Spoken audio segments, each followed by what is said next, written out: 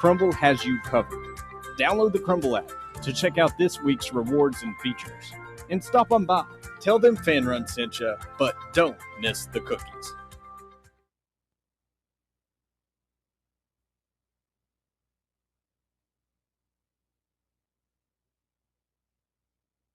Hi, I'm Dr. Jacob Wilco at Knoxville Smiles. Have you ever wanted to improve the look of your smile? We know firsthand what the power of a great smile means to a person's confidence and health. Our team of doctors can provide you with an array of options for helping you achieve your cosmetic goals. From simply moving teeth into a better position, to reversible cosmetic bonding, to full mouth implant-supported dentures. It is our goal to help patients feel good about their appearance while achieving optimal health. Want to learn more? Call us at 865-539-1776 to schedule an evaluation, or visit us online at knoxvillesmiles.com. WKGN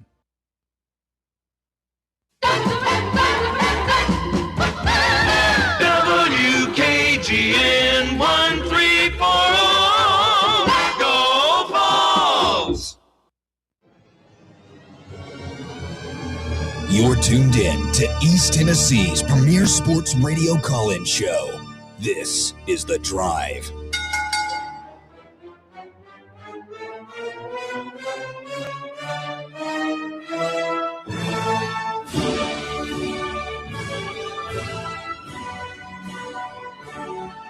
And hello, good afternoon, and welcome to another stellar edition of The Drive here on Fan Run Radio. Russell Smith punching the time clock at 3:04 on a Wednesday afternoon here in East Tennessee.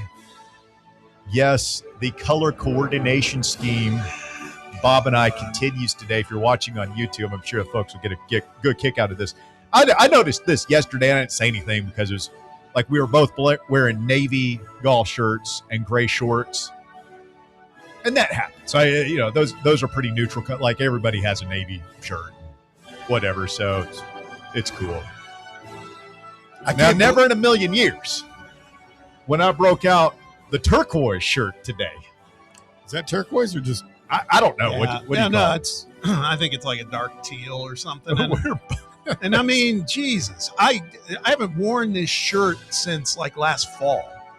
I haven't worn this one in, I think this is the first wear of the season. I get to be like that old married couple that looks alike. You see at the grocery store. I think I have an old shirt in the back of my car. I might have to go change or something. You're embarrassed to be seen with me like this? Starting to feel some Drew Gilbert drop. Easy now. Hey. Yeah, I just wore the same color shirt. Dude.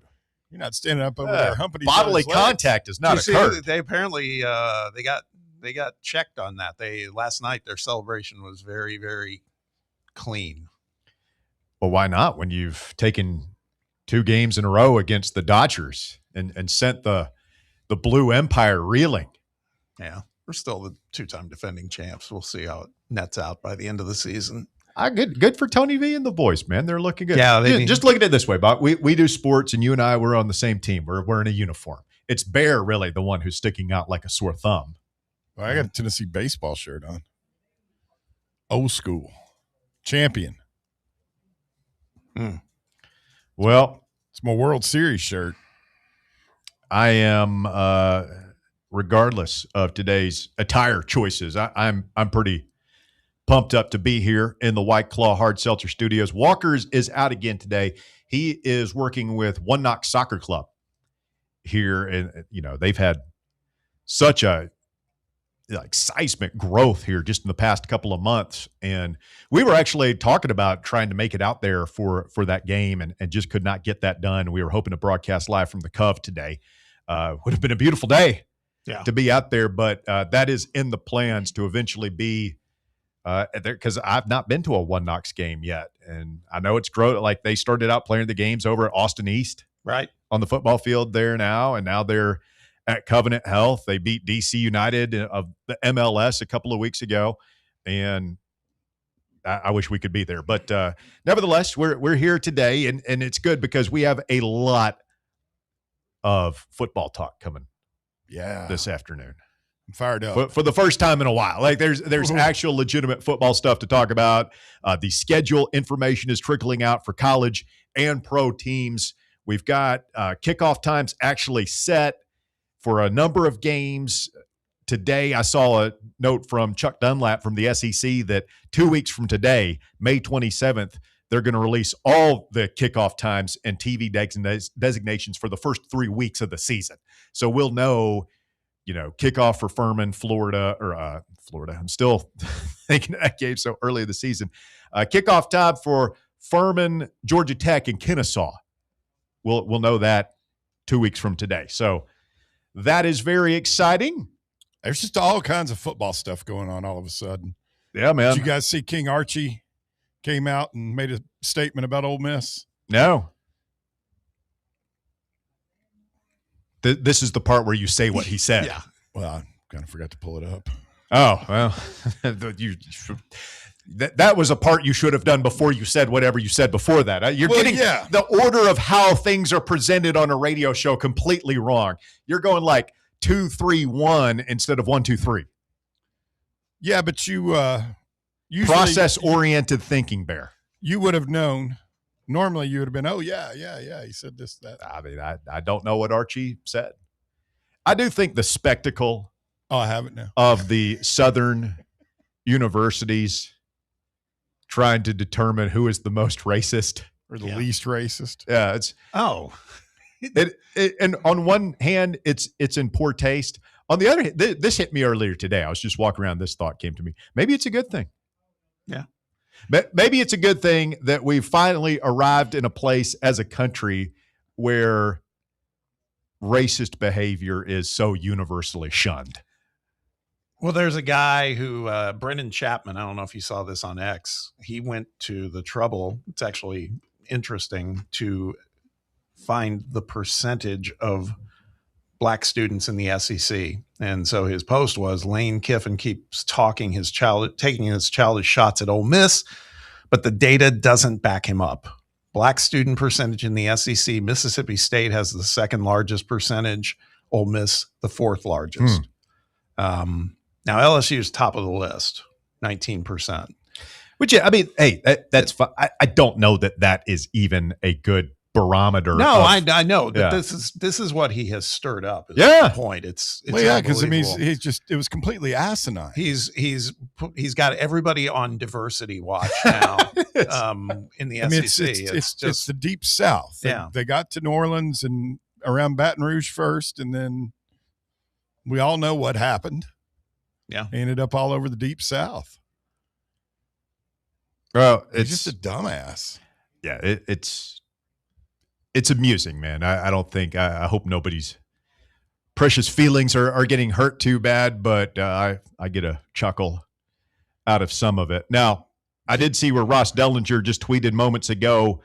So the ACC, I guess they're having their spring meetings. The SEC spring meetings are coming up, and that should be interesting. But the ACC is announcing today that they are all behind, and the commissioner, Jim Phillips, says unanimous support behind a 24-team expanded college football playoff format, and said that it's supported by the majority of the league's coaches and athletic directors. So maybe not unanimous, but they are trying to provide and present a unified front.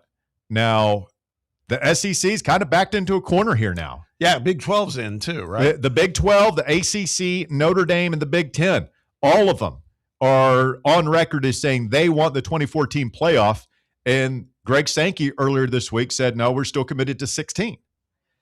Now, as I understand it, Bob, the SEC must agree to adopt they can't just outvote us.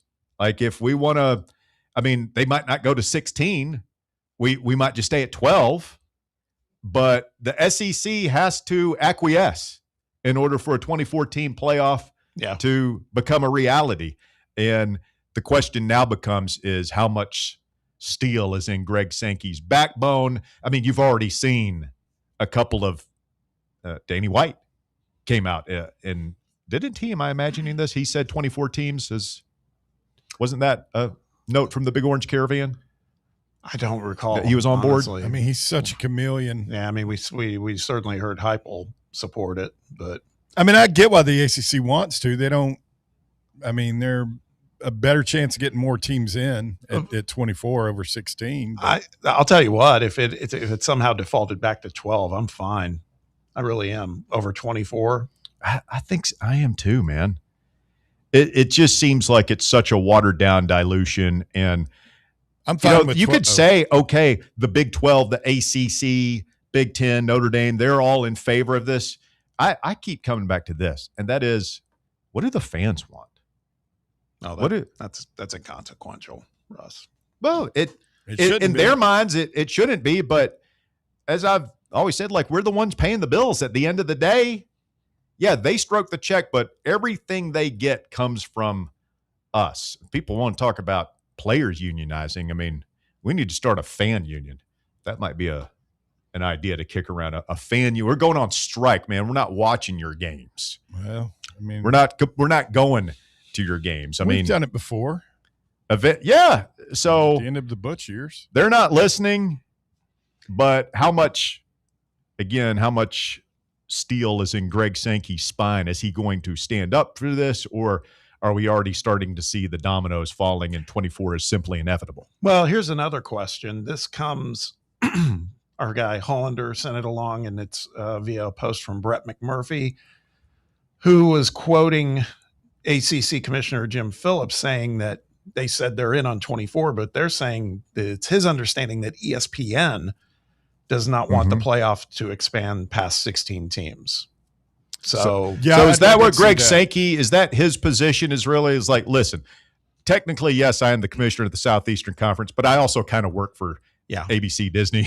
Yeah. And so, like, I get my marching orders for them, and until they tell me otherwise, this is my position. No, it's a fair point. Because, I mean, you guys think if ESPN did make that call to Sankey and was like, look, we want a 2014, that's where we're at, that he wouldn't within a few days come out and support it. I mean, he's going to do, I mean, that tells me he's just going to do whatever the TV people want.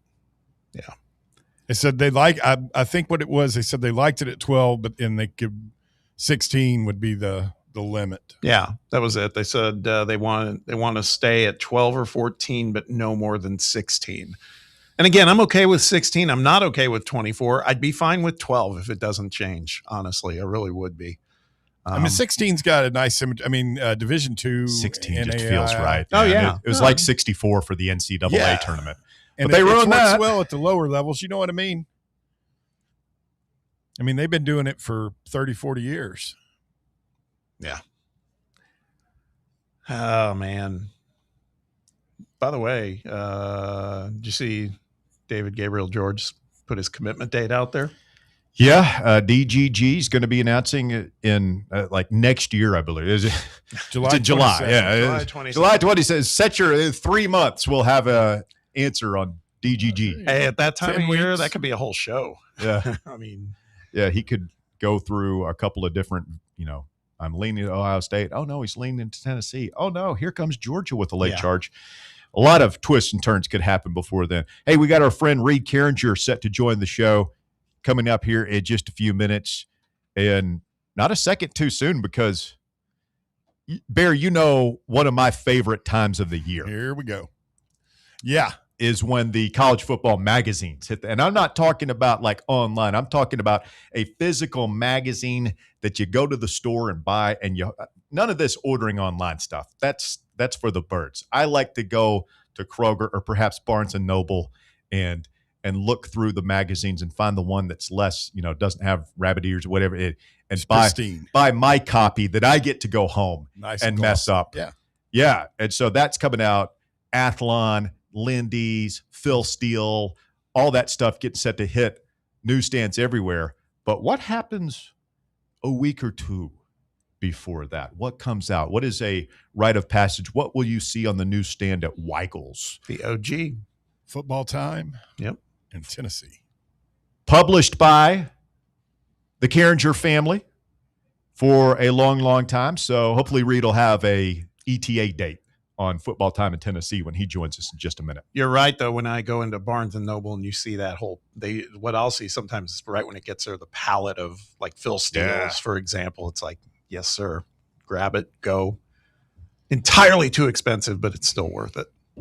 Russ got me one year. You can write that off. Yeah.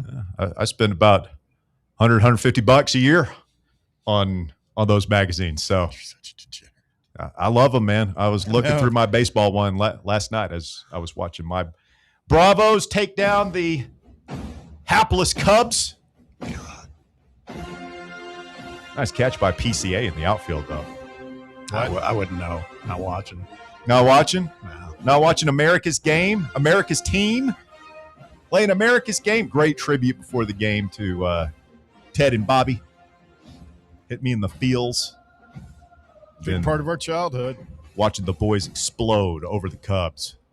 Show them what's up. We are getting a lot of comments on the shirts. I would imagine. It's ridiculous, right? I mean, I'm like, dude. You guys need to call each other. I mean, I know you all talk all the time. I mean, just.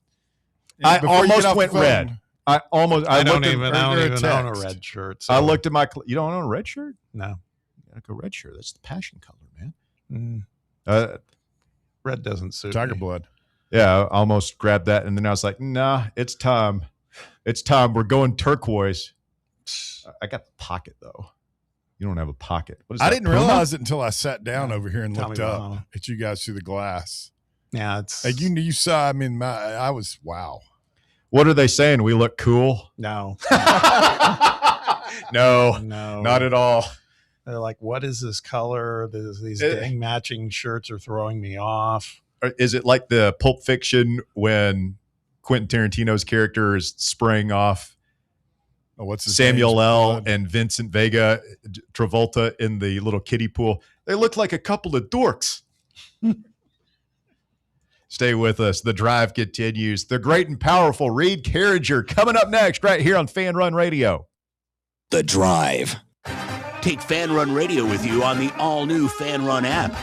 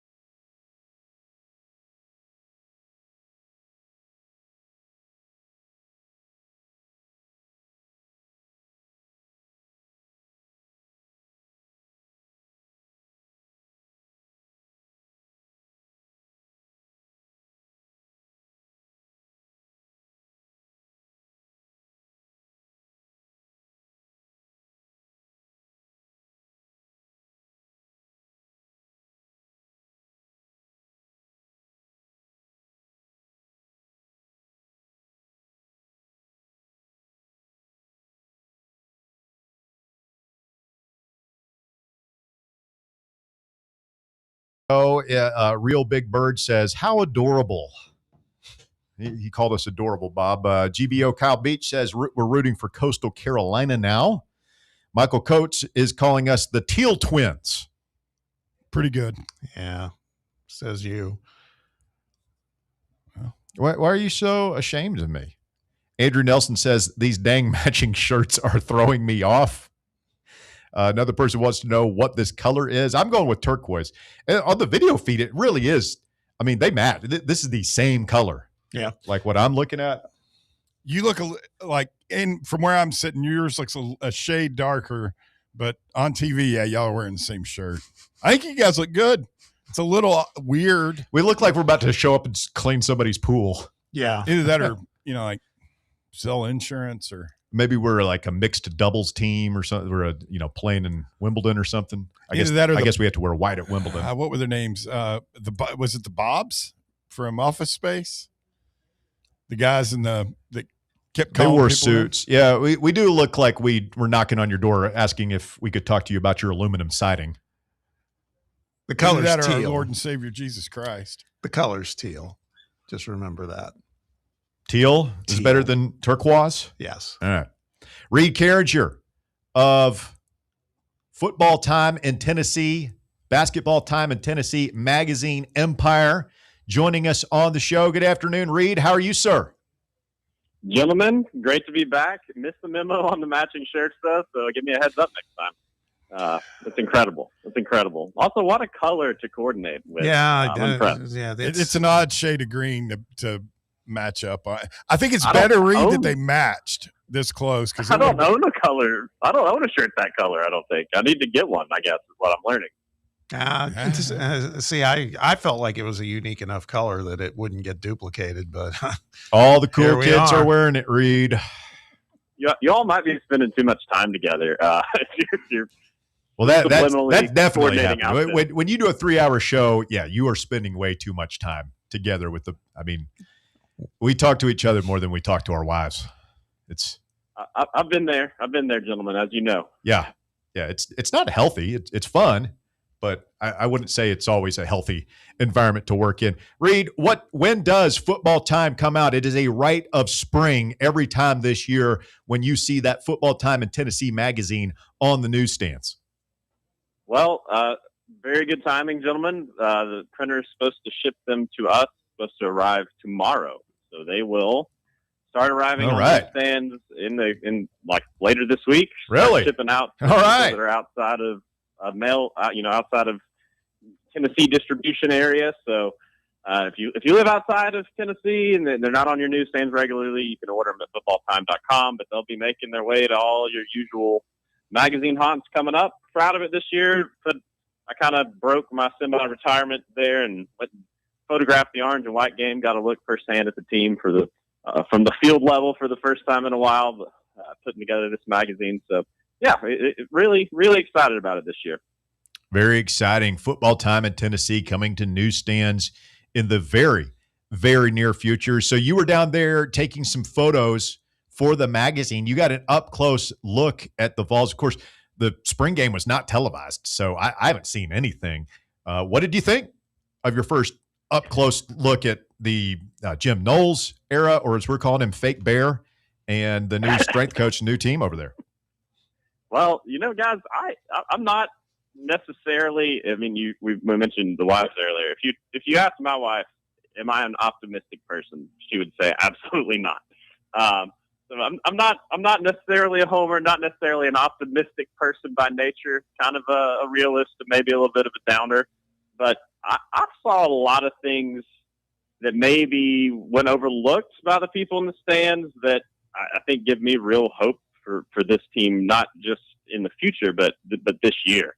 And one of those things was, there's a lot of talk about the portal from the basketball side, obviously, but that team just looked bigger, more athletic, stronger, faster, all across the board on the field to me. Now, will that turn into production? That's the question, especially on offense. But I just thought from a roster standpoint, I covered some decent teams back there, some 10-win teams on my day in the field. I covered some not very good teams there as well. Some 7-win teams.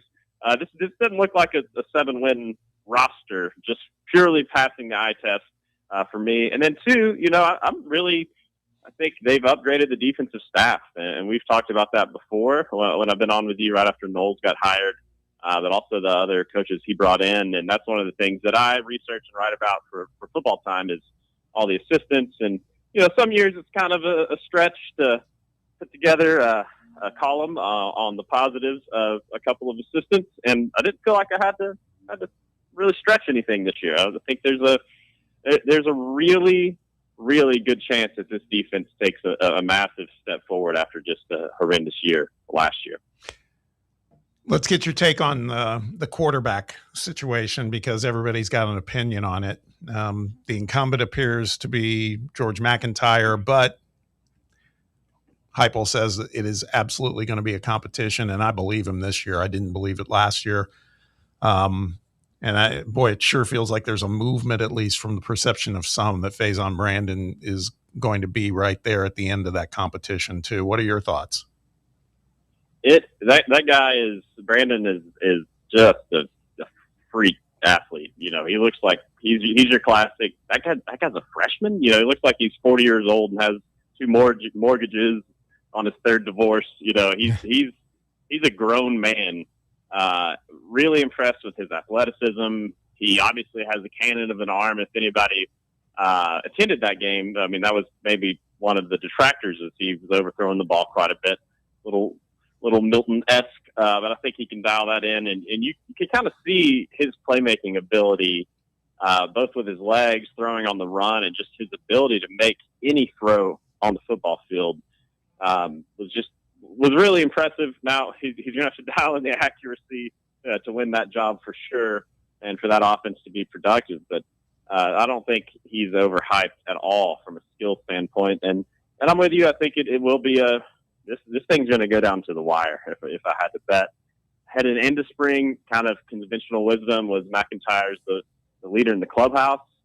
After spring, I think it's firmly a toss-up. If not, maybe I would, like you said, Bob, give the edge to Brandon a little bit if I'm setting the odds on who wins this quarterback job after spring. And you would think, after summer workouts, after fall camp, that he would continue to get better and maybe overtake McIntyre, the offseason favorite to win that job. And that's obviously the biggest question mark.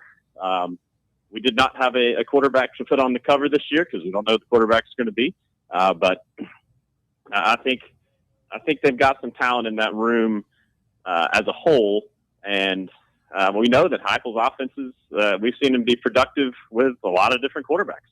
So I think that there's your hope as a Tennessee fan, if you're worried about that position, is that Heupel's offenses tend to produce no matter who's behind center. Reed Carringer with us this afternoon here on Fan Run Radio. All right, Reed, time to put the screws to you. The hard questions nobody else will ask. I'm sure you've seen this graphic going around. I believe the College Front Office, the top 10 most expensive college football rosters for 2026. They've got Tennessee in the top 10, number 9, $36.7 million. One of the 10 most expensive rosters in college football. Then you've got a graphic from On3 ranking the SEC programs with the highest athletic donations for the last fiscal year. And they've got Tennessee number 2 in the SEC at over $110 million, behind only Texas, $167 million. For context, Georgia, $52 million. So Tennessee, according to this On3 graphic, twice as many donations as Georgia, over 2 times as many as Florida, even Texas A&M, only at $50 million. If these numbers are true, Reed, is Tennessee getting enough return on their investment? Well, that was the first thing that I thought of when I saw both of those graphics come across the artist formerly known as Twitter. Was maybe Tennessee fans should be a little more upset. Maybe they should hold Heupel and Danny White to the fire a little bit more over the product on the field, especially last year, because that's impressive if that's true. Now, it's hard to tell, and one of our biggest gripes about kind of the current state of college sports is there's really no reliable transparency, seemingly, with any of these things. Some people go through the clearinghouse, some don't. Some teams do, some don't. It's the Wild West. But I don't think there's any doubt. I mean, back to what I said there when you asked me about the orange and white game. When I got there on the field, I thought, man, this looks like a much, much more talented, physical, fast, athletic roster across the board than I had seen at Tennessee in a while. And so maybe this is the year that Tennessee jumps up, surprises some people, and they put that money to good use, building some depth, getting some athletes there, especially on the defensive side of the ball. Donation-wise, all the talk of Danny's district over there, that's a lot of money poured into the program. Now, it's obviously Texas well ahead, which is not necessarily surprising. I'm not sure I believe that Texas A&M and those Georgia numbers. Just knowing the products that they are able to put on the field and seemingly how they get any player that they want. But Tennessee's going to be expected this year. Vegas isn't expecting it, but Tennessee, from an expenditure standpoint, from a coaching staff standpoint, and from a fan standpoint, is certainly going to be expected to compete in the SEC, the NFL minor leagues. All right. Speaking of money spent,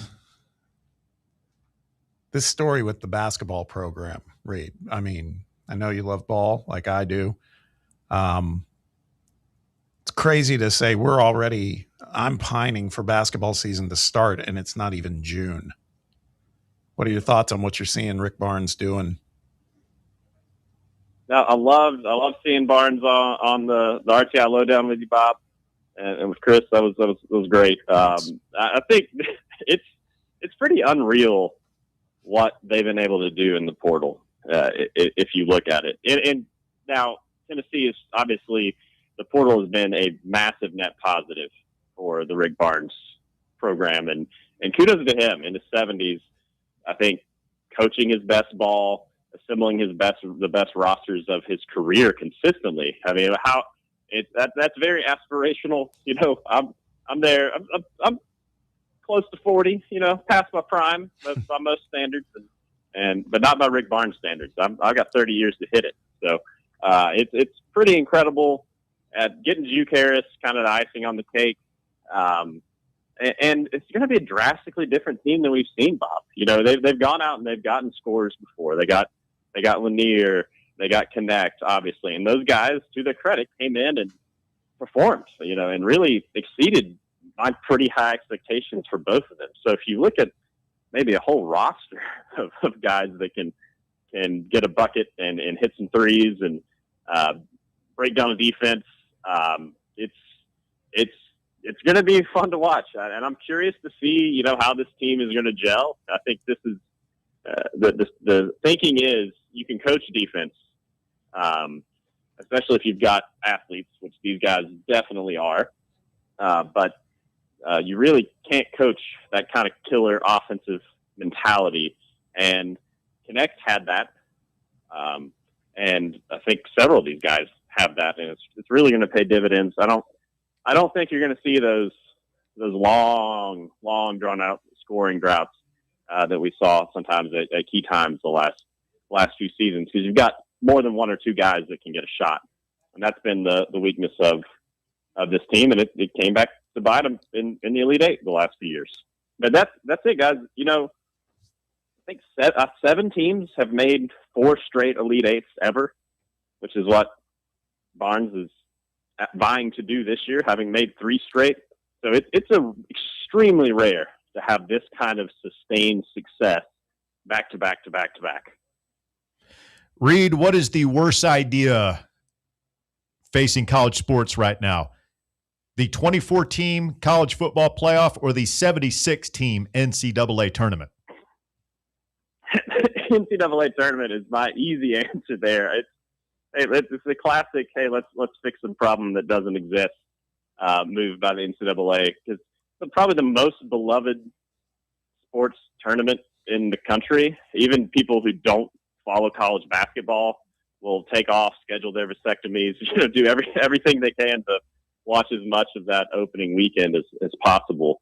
So I just think you're going to end up with 500 teams, a 16-13 ACC team getting in that's not going to have a shot to really make a run. I think it's going to end up, the slots are not going to go to your maybe more deserving mid-major type programs. They're going to go to your Auburns, that those last few power conference teams on the bubble.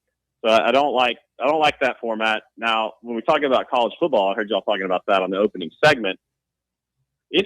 I think a lot of the SEC coaches are upset that the playoff didn't get expanded after Sankey agreed to go to nine league games in a season, because now the conference is going to beat itself up.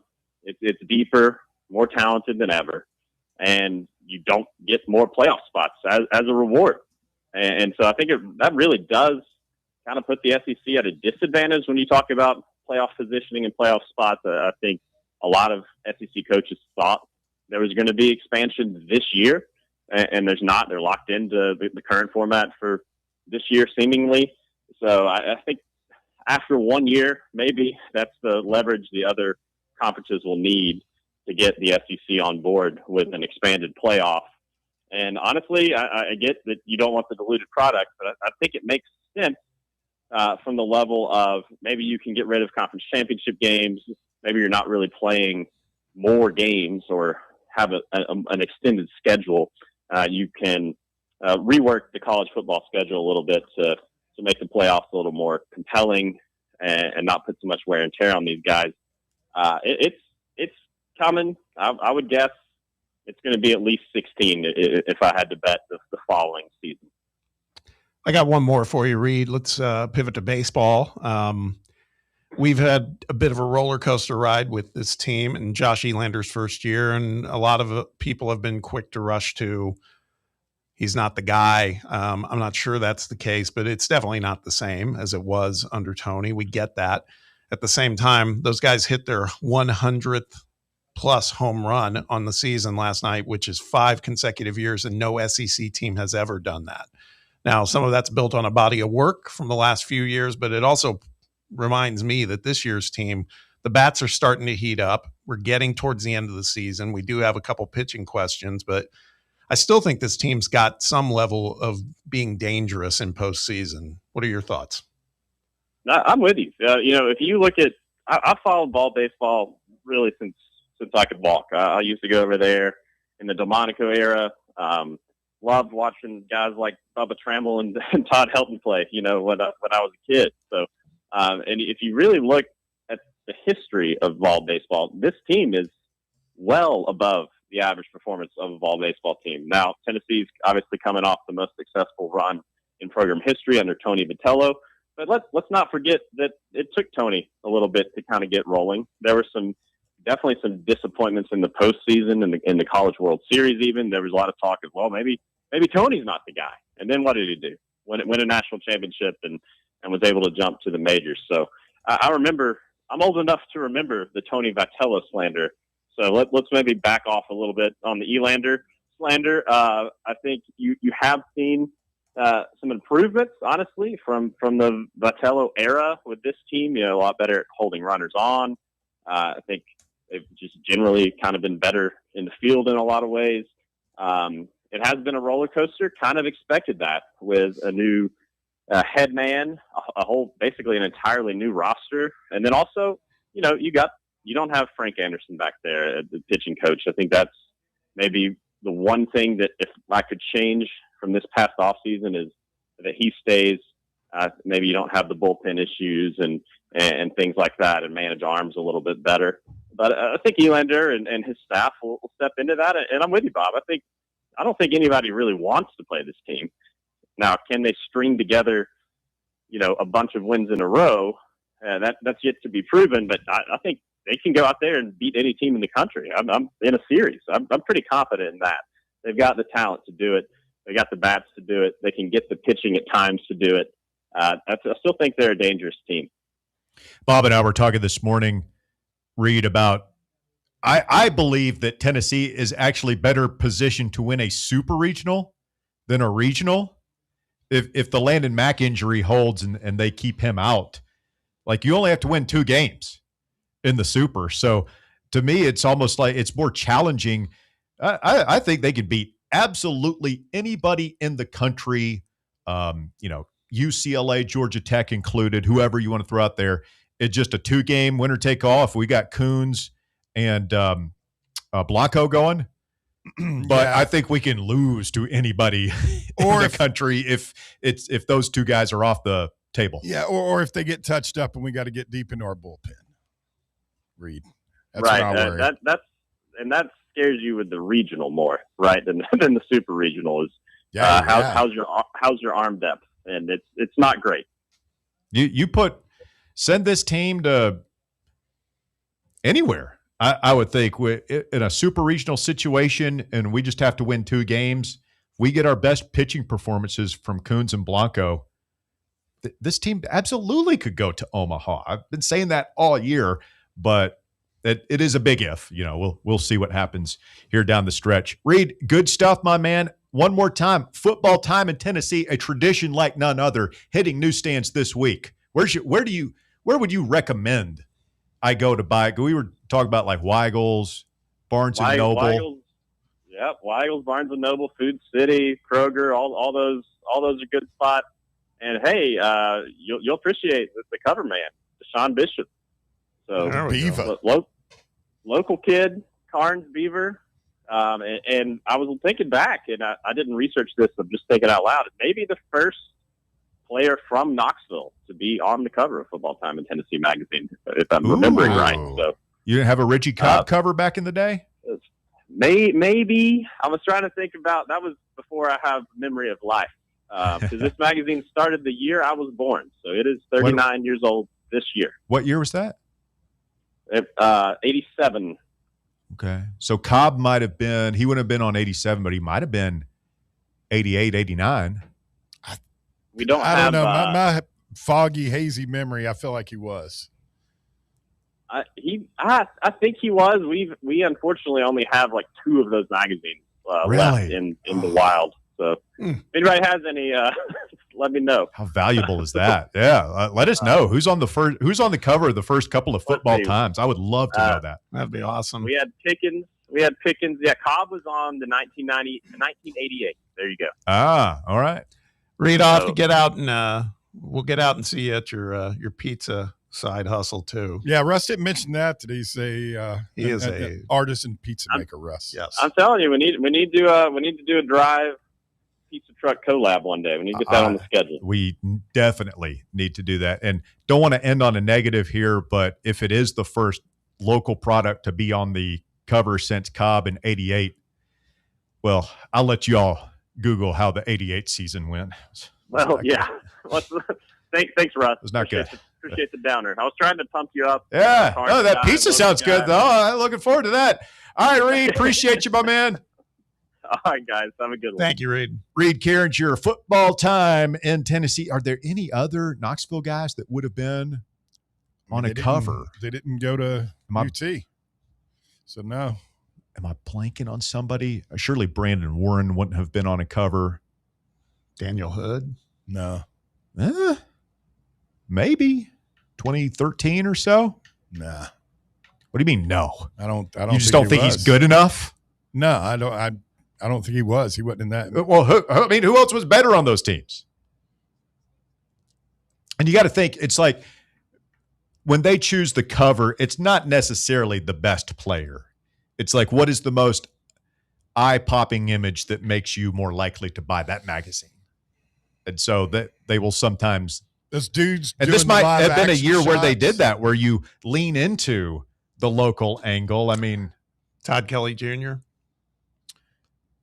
TK might have been on there. Yeah, I don't feel like he would have been, but I don't know for sure. All right, because there were a lot of stars in that time. I mean, his best year was 2016. That was when Dobbs was at the peak of his power. Jalen Hurd, Kamara were on those teams. Josh Malone, like we had some really good teams those years. Derek Barnett, obviously. All right, we got to take a quick timeout. You want to chime in? 865-966-3435. We open up the phone lines to you. 966-3435. More Fan Run Radio coming up. The Drive. The Playbook with William Pattison from 1 to 3. Right here on the flagship station for Tennessee fans. Fan.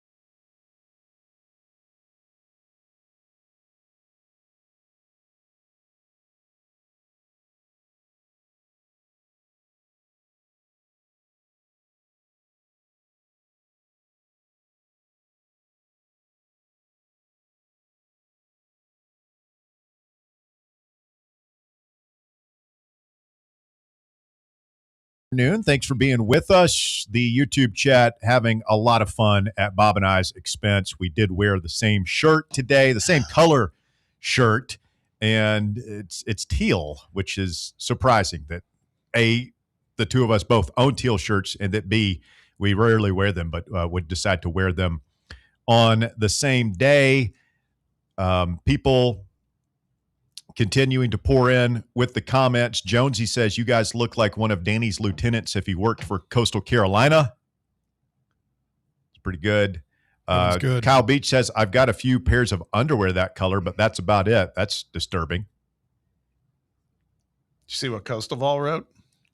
No. He wrote, I joined late and I see the boys dressed like something out of the movie Twins. Bob is Arnold, of course. That's how he Bob's Arnold. Another guy says, I had a shirt that color in the 90s when that color was the craze. It's pretty good. It's pretty accurate. Jeremy Sanders says, it looks like they work for the Miami Dolphins. Where's that? I didn't see that. That's good. Another person says it's John C. Reilly and Will Ferrell on one of their job interviews. That might actually be the best from Step Brothers. Yes. wearing the tuxedos. What was the name of their company that they were doing? Prestige Worldwide. Prestige Worldwide. It's the Catalina wine mixer. Yeah. Boats and hoes. All right. So Tennessee. Oh, Joshy says we look weird with the same shirts on. Joshy, you look weird. How about that, buddy? You ever stop and consider that? Joshy, he scolded us, said we were 4 minutes late at the start this morning or today, Bear. Well, we were.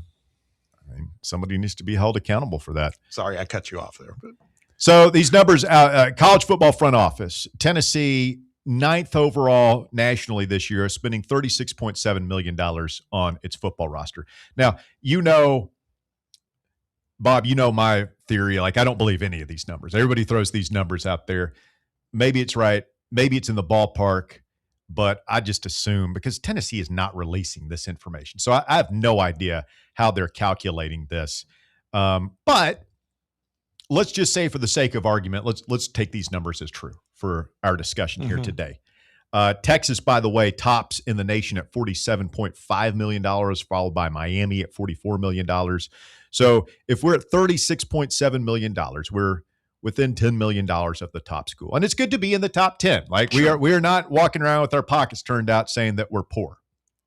Now, On3 releases a list of the top 10 donations, athletic department total donations for the. So keep in mind, this is the first number of what we're paying the football team this year. This number I'm about to tell you is the number of donations that Danny White has solicited, not ticket sales, just gifts to the universities, people stroking a check to the athletics department. This AL.com article has Tennessee at number 2. Yeah. Overall, $110 million donated to Tennessee. Texas number 1 at $167 million. So this is the question I ask Reed. If we're going to accept these numbers as true, we're bringing in top 10 money in our football roster. We're paying top 10 money for our football roster this year, and we're bringing in the second most donations in all of college athletics.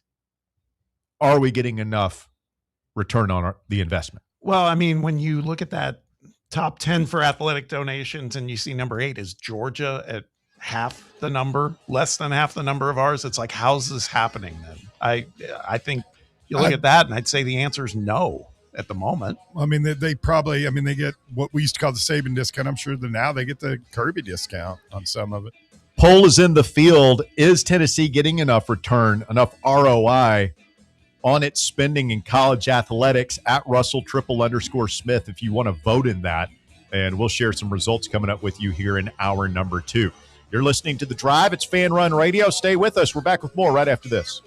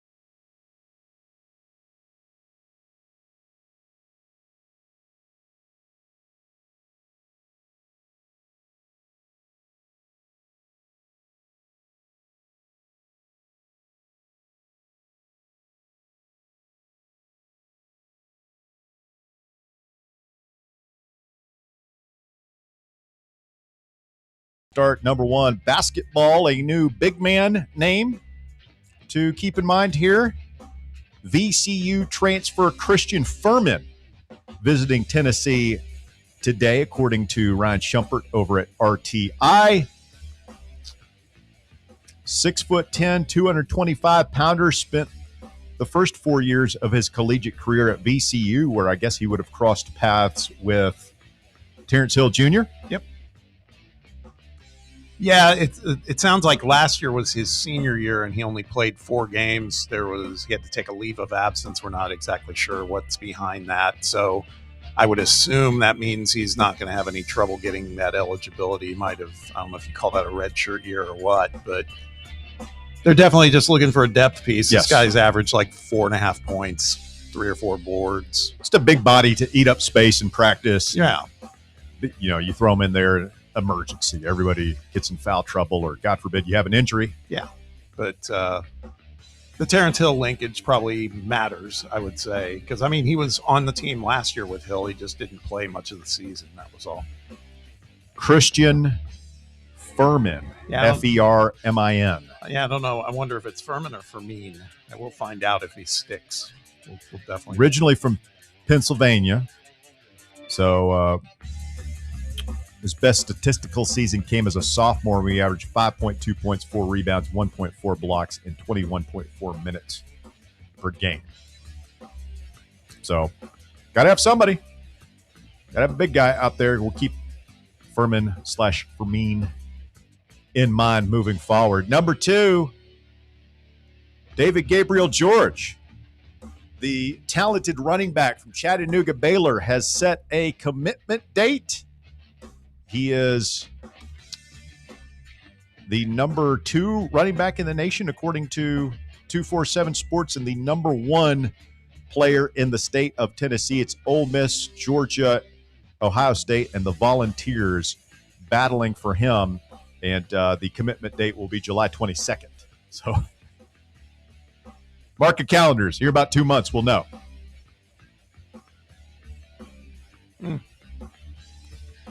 Come on, Bob. That's exciting, man. David Gabriel George. We got I said, at that time of year, it'll be glorious if we get him. You know, that's everything I've read in keeping up with his recruitment. And again, I don't follow this stuff as closely as I used to, just because you never know. These guys are, you know, even if he goes to Ohio State, does he get buried on the depth chart and come here 2 years after that? Like, you just never know. Yeah. But everything I've read is that it's us in Ohio State for him, and that there's some money. You know, I'm sure this will be a high dollar investment for whoever gets him. But yeah, number 2 running back in the country. I wonder who's ranked ahead of him on 247. Pull that up here in a minute, see if I can find out for you. Number 3, Major League Baseball going on this afternoon. A couple of finals already. The Yankees lose. The Yankees lose 7-0 against the Orioles in Camden Yards. Only 1 hit, 2 errors. What's the matter? You guys stop taking baseball seriously up there? You like how much smack he talks, and we're in the second weekend of May? I know. Now, listen, I do endure it this week.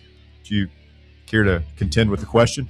He's like one of those little yapping dogs. I'm asking you a question. You're just insulting me. When like you first start dating her, and they just yap, but you got to deal with it because you really like this chick. Max Fried taking the L today. This show is the chick in this scenario. I got to put up with this because I love the show. But yeah, we got shelled. We haven't had a good past 5 days. We got swept last weekend by the Brewers, and whatever happened last night. Guardians beat the Angels 4-2 earlier today in Cleveland. I never, going back to that whole discussion, whenever you say the Guardians, it takes me like 5 seconds to figure out we're talking about the damn Cleveland Indians. So lame.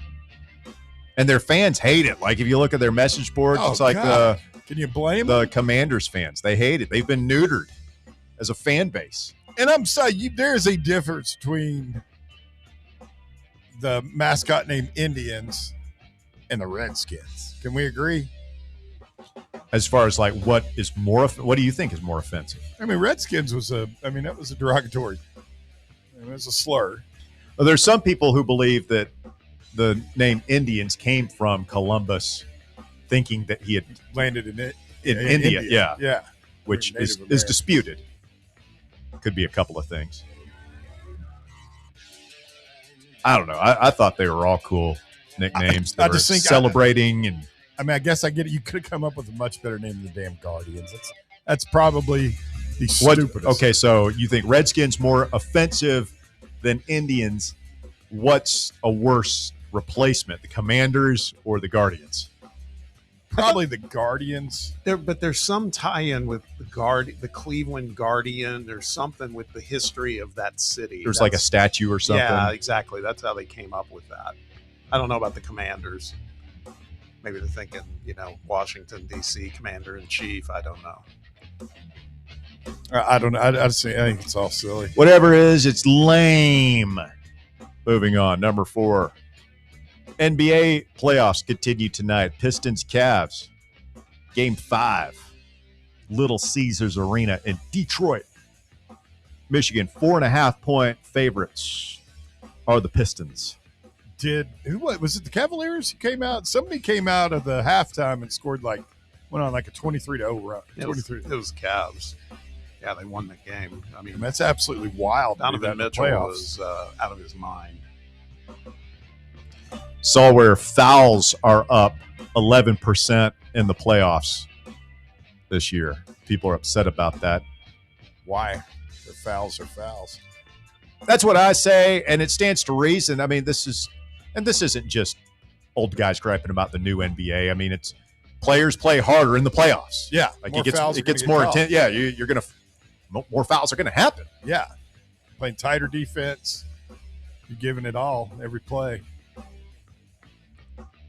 All right, that is the top 4 at 4, brought to you by ECR Total Landscapes. Don't forget, you save 10% on your first month of their monthly maintenance package. You're staring out at that yard. Maybe you've even mowed it a couple of times, but it's still a jungle out there. You can't even get to the flower beds, man. You're just trying to stay above water here. Keep your yard at bay, let alone the flower beds. The trimming doesn't get done right, and you got storm damage that's left over. Call ECR Total Landscapes. They've done some work over at my house. Great company, totally professional, and they want to do your yard this summer. Call them up. Tell them you heard about it on Fan Run. Take advantage of that 10% discount.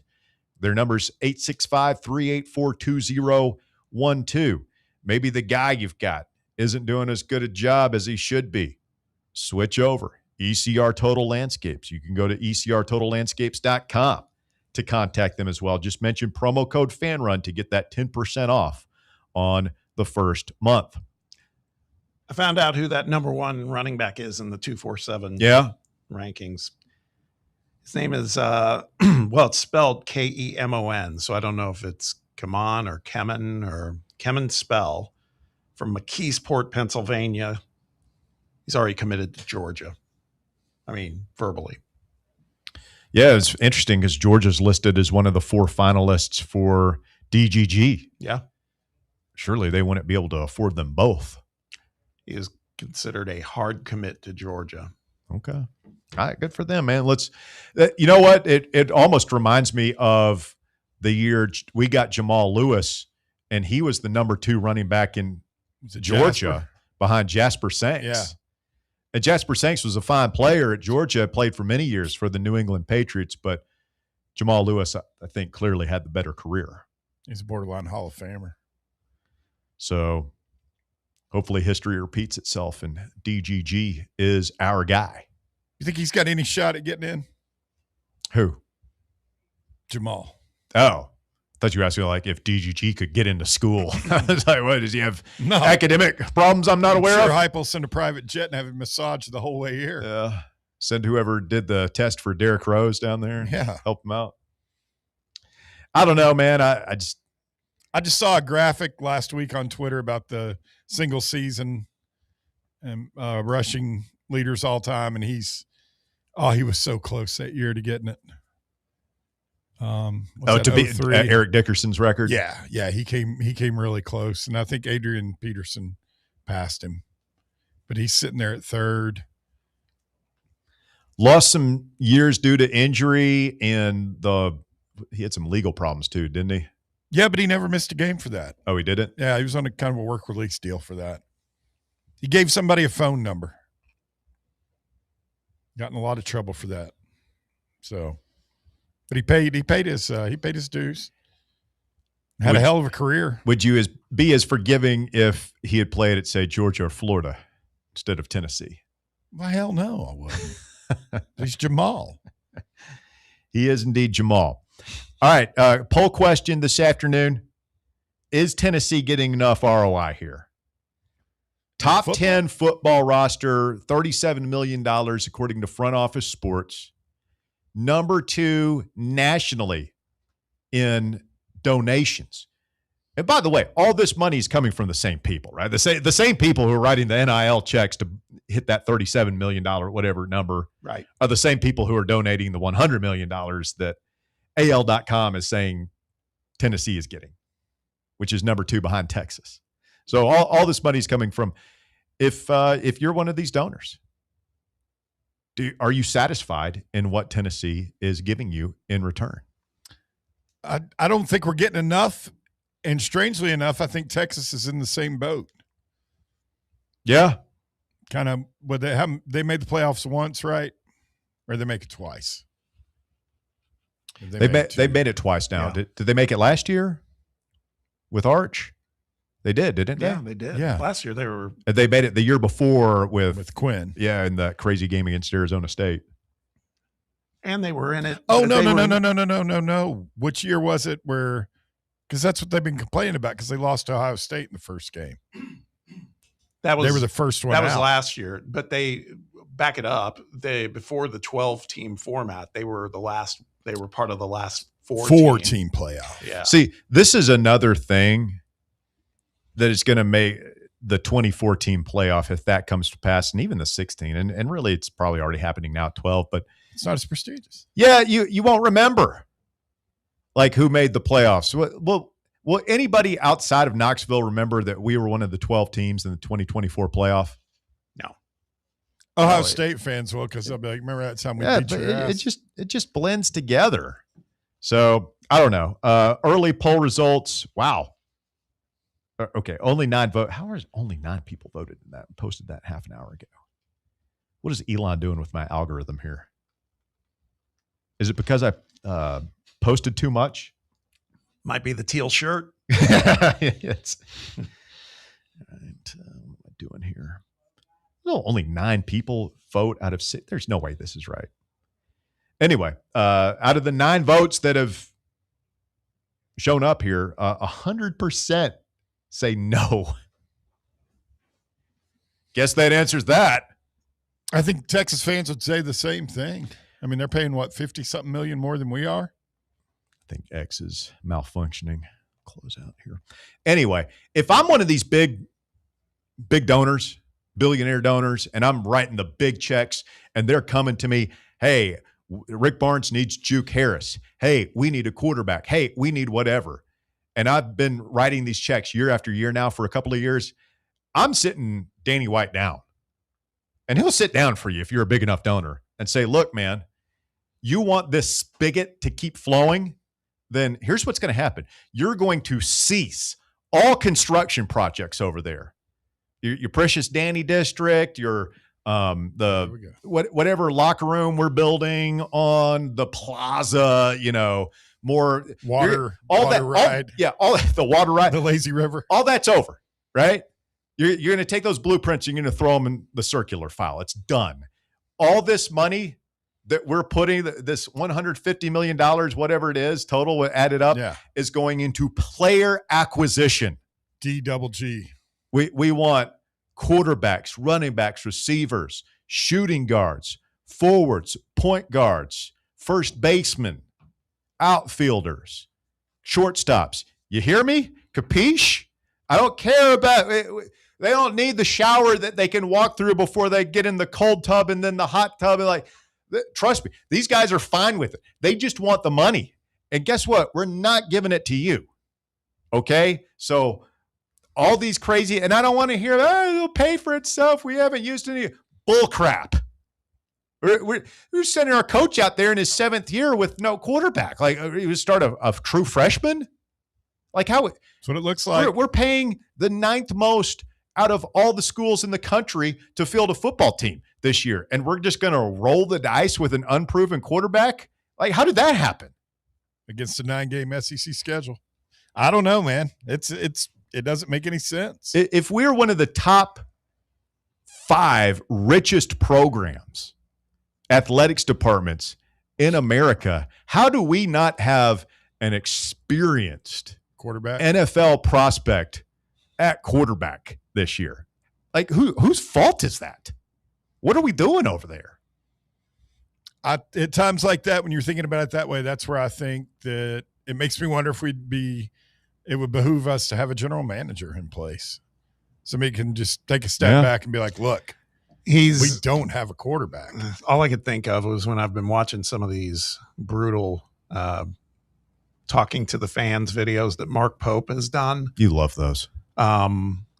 They asked him about, do you have a GM? And he goes, no. And he kind of positioned it like, no, but we did better than that. All our guys. Oh yeah, you're killing it, Mark. We do a team approach. Well, that's kind of what Josh says they do too. Yeah, I mean, they would tell you that Charlie High's brother is the GM. It's not the title he has, but he kind of does that. Like, Barnes doesn't have a GM, but he has Lucas Campbell and Scott Daughtry who do. He's got a crack staff, man. Yeah, he loves Daughtry. Yeah, you likes them both. He's exempt from this criticism, right? Yeah.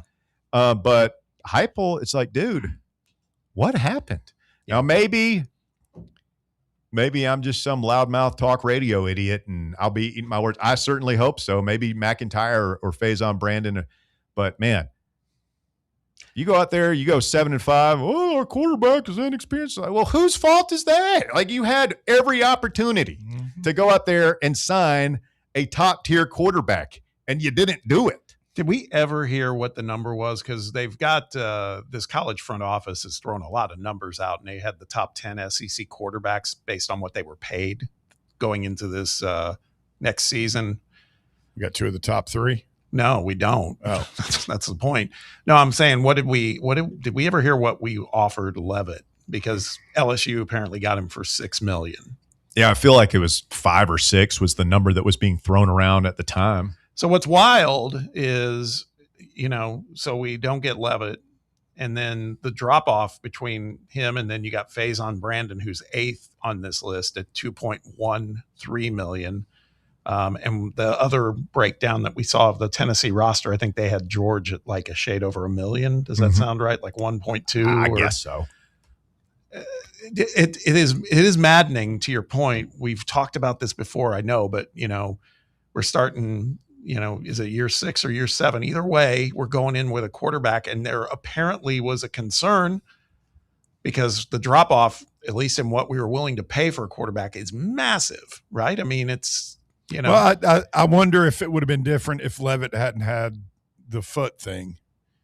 I mean, because to be honest, all of us had reservations about him because of his whole foot, his injury. And was he going to be available? Was this going to be a humongous waste of money? That's still to be seen. There were still dozens of other quarterbacks out there that teams went after. Josh Hoover. Yep. There was the Mestamaker kid. There's the kid from Harvard who transferred down to TCU. There's the Mensa kid. Okay, you strike out on if we have more money flowing into our coffers than Miami. Yeah. Like, how do you not go money whip Mensa? You just sit there and watch Miami do it.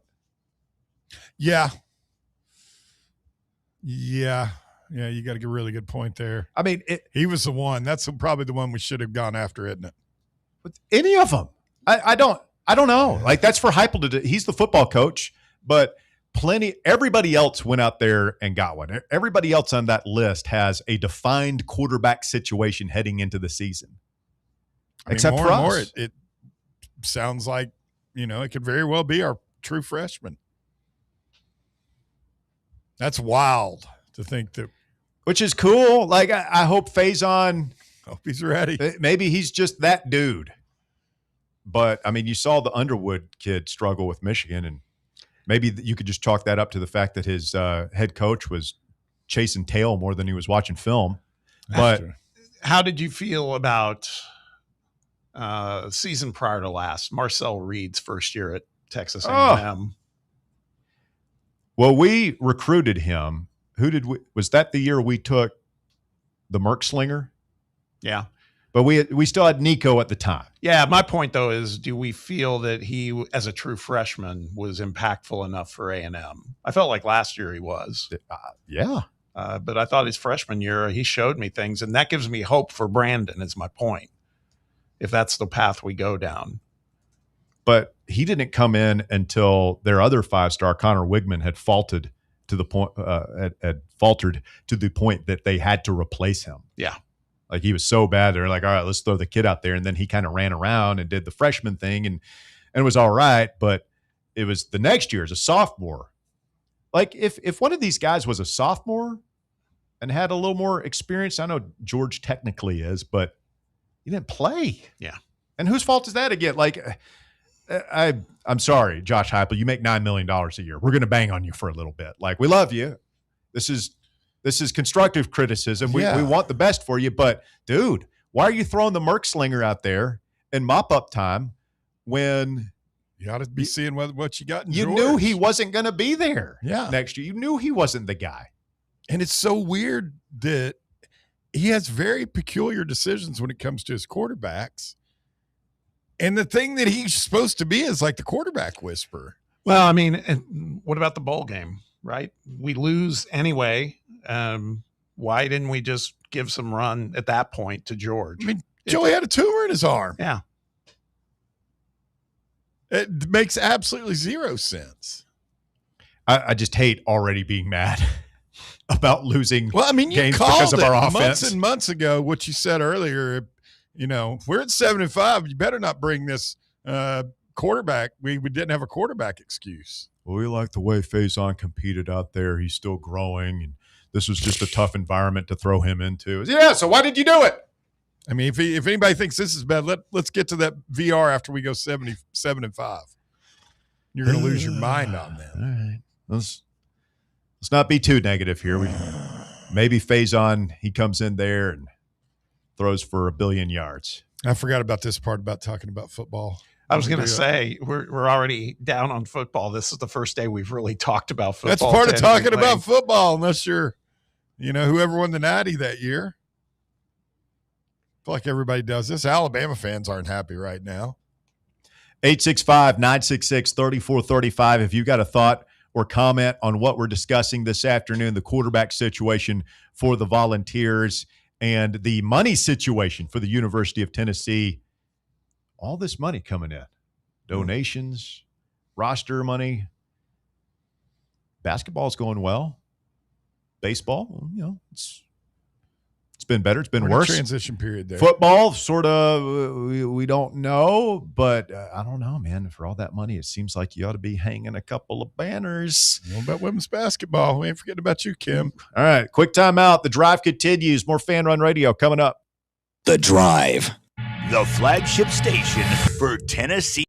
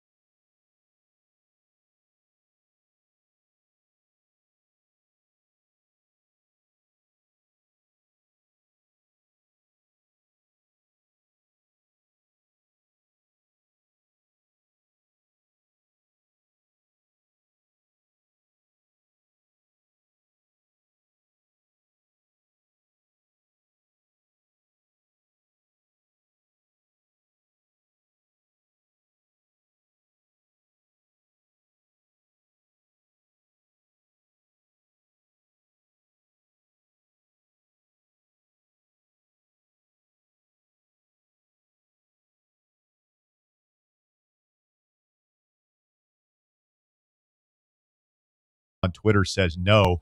Brad in La Follette says, to answer your question about why we aren't starting or why we are starting an unproven quarterback, it's because Josh Heupel has yet to produce a starting NFL quarterback. You can't money whip a true NFL caliber QB with Josh's track record.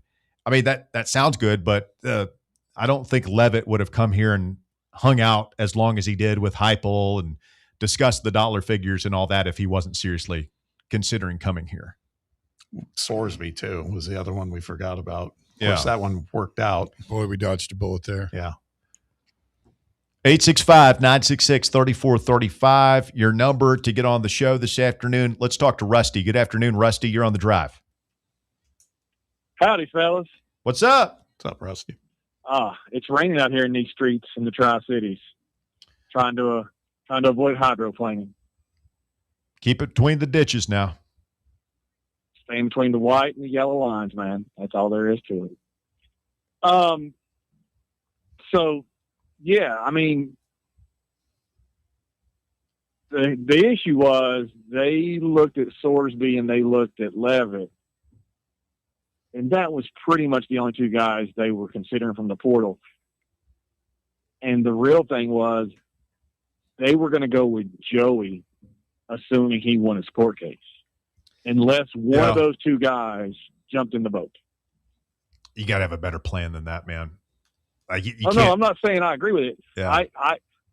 No, I wanted Joey to be the quarterback over either one of those two guys in the portal or the two freshmen. Me too. Joey was the right answer. Yes. Joey's the guy who led the SEC in passing, and his second year without a tumor in his arm, you would have thought that would have given you the best offensive chance of any of the options. Agreed, but you can't put all your eggs in that basket. But the portal was closed by the time we knew Joey wasn't eligible. The timing of it all was kind of messed up. Now, had we got Sorsby, we'd all be like losing our, that word that I can't say. And so we dodged that bullet, as somebody just said. And I don't think they wanted any of the guys out of the portal. I think they were okay going with George or Faison over any of the other guys, over Mensa or the kid from Old Dominion. And the kid from North Texas was never going anywhere but with his coach to Oklahoma State. And they're money whipping out of Oklahoma State. They're spending like drunken sailors out there now. So that one wasn't even an option, I don't really think. I guess where I'm at now is Faison better be the dude. Simple as that. I didn't want either one of the guys playing, not because I don't believe Josh can't get good quarterback play out of him. I think either guy would come in and be as successful as 2024 Nico or 2023 Joe Milton.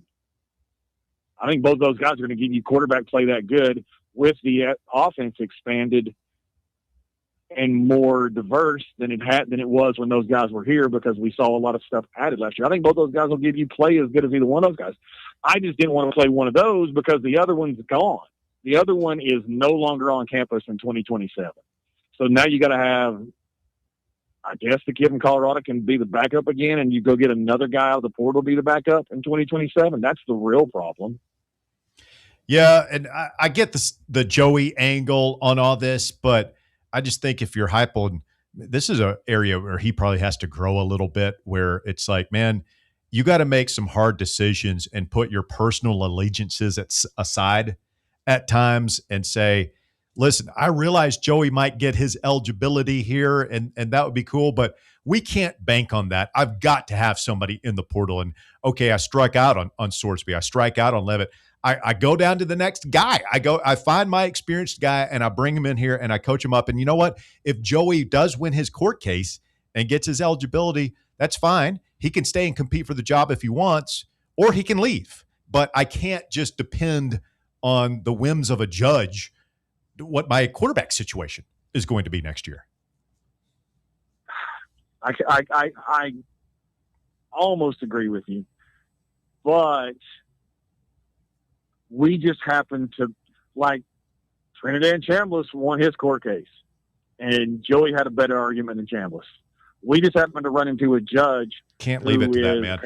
Do you think Nick Saban or Dabo Swinney or Urban Meyer or the guy up at Indiana would leave it to chance like that. No, man, Yeah. they're going to do whatever they have to do to control their own destiny. They make the decision, not somebody else. Yeah, I guess that's probably true. I mean, I wouldn't. Got to be cutthroat, count man. I wouldn't count Dabo in there. He stuck with DJ Ugalugale for 2 years, so I don't know that I'd throw Dabo in there. Yeah, the other ones I'll probably give you. Yeah, none of them faced that situation. I know this much. Ole Miss rolled the dice on Chambliss, and it worked out. We just got a cruddy judge who was too worried about, am I going to look like I'm showing favoritism because I'm a UT grad if I award this, even though everything says I should legally. So, yeah, well, I think we need to be mad at anybody. We need to be mad at that judge. It's well, you can be mad at more than one person, but it's. No, I know. I'm just teasing. It's water under the bridge at this point, man. We're stuck with what we're stuck with, and maybe stuck with is not the right term for it, but we'll see. In Faison, we trust. Thank you, Rusty. In trust, you think he'll give as good a quarterback play as we've had in 24 and 23? It's a good question, man. Like, if you would hope that he can do what Nico did in 24, even without the year of experience that Nico had, I feel like that was a lot of Heupel just programming him and say, okay, hand it off here. Okay, throw it to this guy here, that stuff. And I don't think Nico really understood all the finer points. But they've got now that they've got, the up to, what is it? Is it when the clock gets down to a certain number of seconds are in his ear? I can tell him. I think that's what they're basically doing, like joystick football. Yeah. That's what we're going to have to do again this year. It would have been cool to see Joey back in his second season with a firm command of things and be able to do some of the stuff Hendon did, and in terms of just wheeling and dealing, getting us in the right spot and all that stuff. But yeah, so I think it's going to happen. All right. Thank you, Rusty. Appreciate the phone call. 865-966-3435. Your phone number if you want to get on the show, 966-3435. How did I miss this? Lane Kiffin issued an apology. What? Yesterday. He apologized for his incendiary comments. I'm sorry. I mean, if I were anybody with Ole Miss, I'd tell him, stick it where the sun don't shine. Tells On3, quote, I really apologize if anybody at Ole Miss or in Mississippi was offended by that. In a 4-hour interview, I was asked a lot of questions on a lot of things, and Ole Miss has been wonderful to me and my family. I was asked questions about the differences in recruiting, and I said a narrative that we battled there from some out-of-state black parents and grandparents was not wanting their kids to move to Mississippi. There's a narrative that coaches have been fighting forever. It wasn't calculated by bringing it up. Sure thing.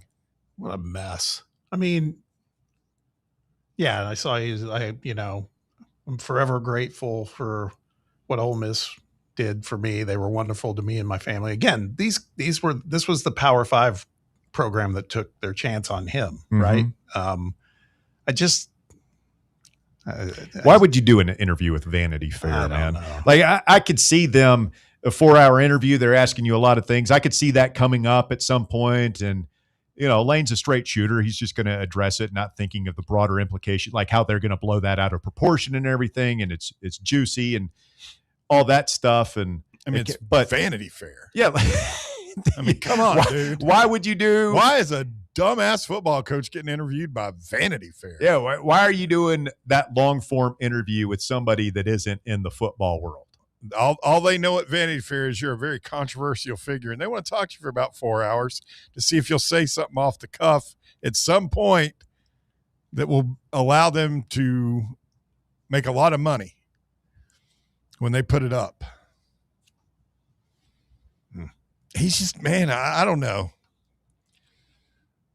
I just kind of want him to go away at this point. He ain't going nowhere, man. He's front and center right now. He is front and center. Can we agree we're all rooting for Ole Miss that night? Oh, yeah. Yeah, man. I'm rooting for just about anybody that plays them. I said yesterday, I hope Dabo and Clemson beats the brakes off them on opening week. Beats the break, like no mercy. Yeah. Sweep the leg. Have you ever rooted for Lane since he left here at all? Because I haven't. Not even when they're playing Alabama? You root for Alabama against Kiffin? Roll down Tide. Birmingham Bear over there. No, Wow. It's just Roll more down the thing where we Really? talked about it, where it's like, let Alabama go ahead and win it. They do Roll all the down time Tide. anyhow. It won't be that big of a deal. I don't want him to have any success. Roll down Tide. He screwed us. Roll down Tide. Did you see Signetti said "Roll Tide" during his the team's appearance at the White House? Roll down Tide. You talk about another guy that I'll never root for. I can't stand that guy. Who, Signetti? Yeah. Were you rooting for Alabama against them in the Rose Bowl? No. Roll down Tide. No, I wasn't. You were rooting for Indiana. I've got a very complicated system. I don't think you understand. you're you might have a that. system. I don't think you understand the system, let alone us. I mean, it's a game by game feel, and I don't know. Signetti. No, I feel you, buddy. I wanted Miami to. I have what I think is my policy, and then a game turns on, and I just find myself instinctive. rooting for what I'm rooting for. Yeah, I can't explain it. The heart wants what it wants. And I want nothing more than Lane Kiffin to be in a shambles professionally. You were not satisfied at all when Indiana just absolutely pummeled Alabama. I mean, they dog walked. That was them. fun. I thought it was great. I didn't really care about that game. I didn't watch much of that game. Just It's seeing too them much get red. decimated and taken apart.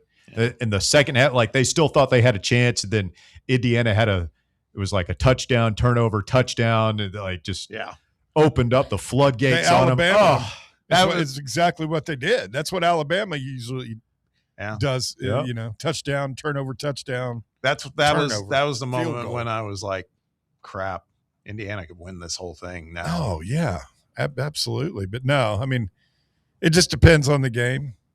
Roll down Tide. You can tell me, when have you rooted for Lane Kiffin? You rooted for him against Alabama? Yeah, when you coached here.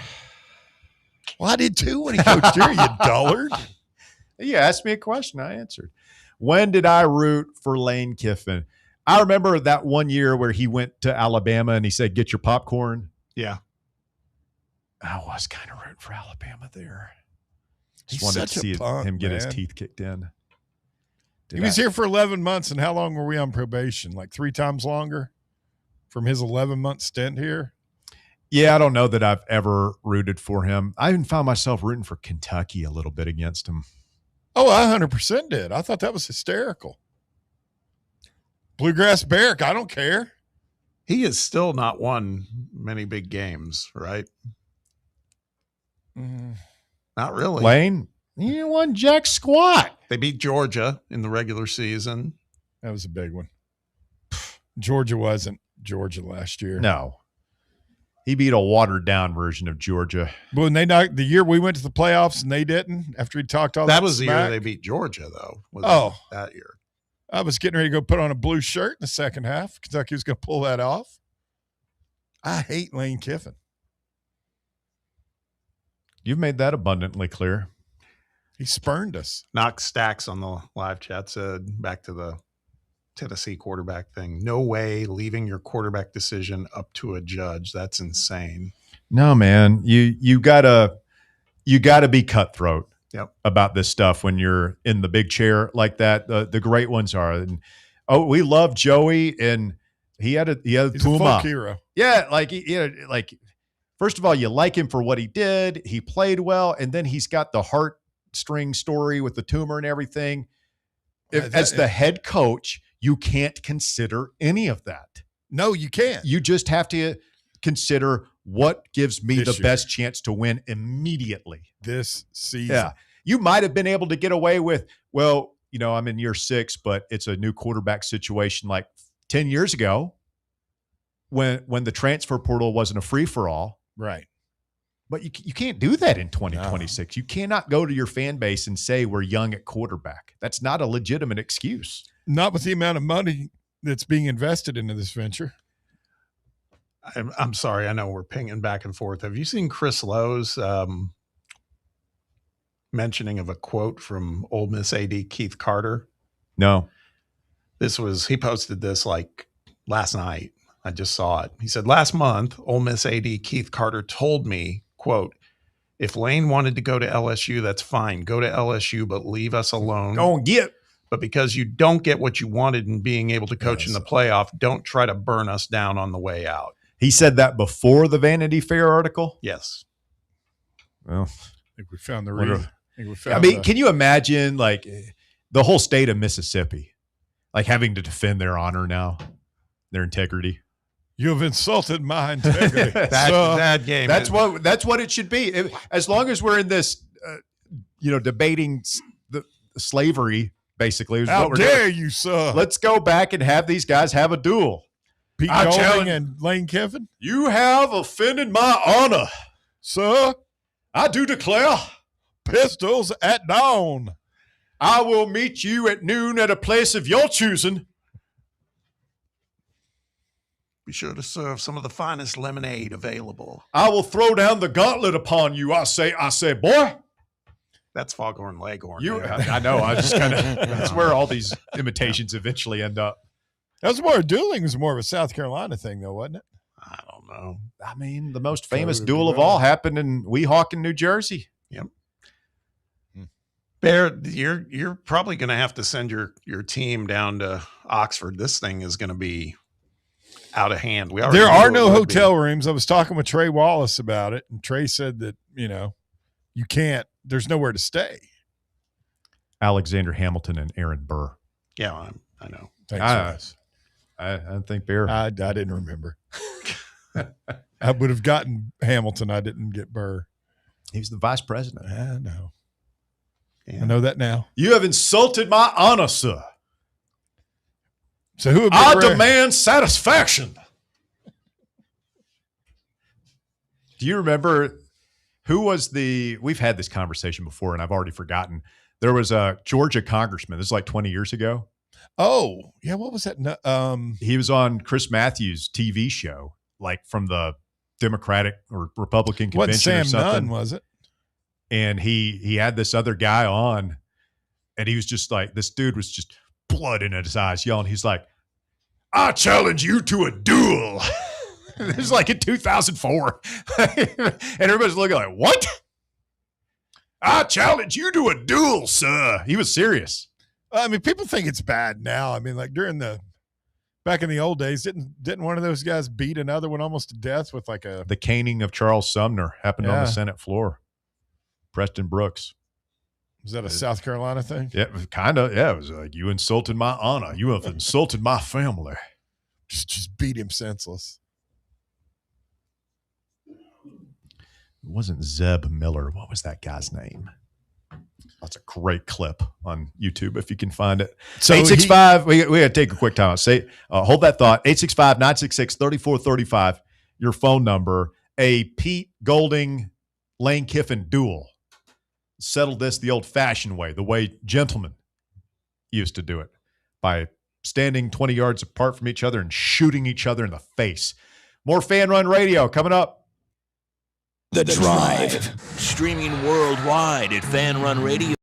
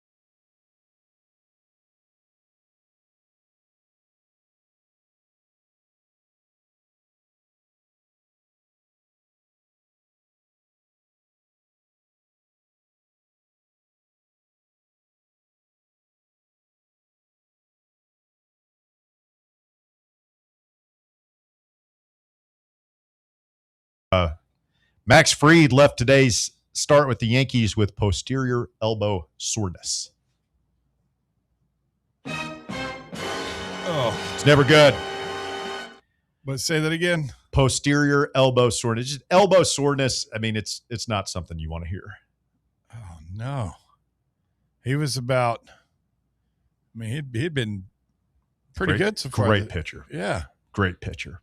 Oh, why don't you just take me out back and kick me in the nays? That's why the Braves didn't sign him to a long-term deal, I guess. Oh, kiss my ass. Speaking of signing, Ronald Acuna taking some batting practice today. He's getting closer to coming back from that hamstring injury. You want to lead us again here, Bob? No, I'm good. I feel like you were really growing into the role. Hey, Bob and I have been talking. Huh? And we feel like if you get your music, we should get our music when our teams are doing so good. I can't hear you. Chop's playing. Speak up a little. No? You're a child. Huh? Oh, you're good? Okay. Go back to the phones. Roberto is next. What's up, Berto? Oh, your Braves laid it on my Cubbies. I'll tell you that. Probably the two best teams in baseball right there, though.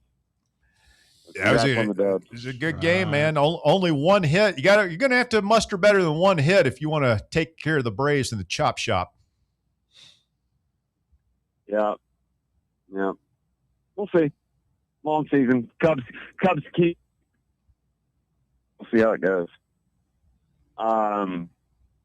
You know who Lane Kiffin actually needs to duel, right?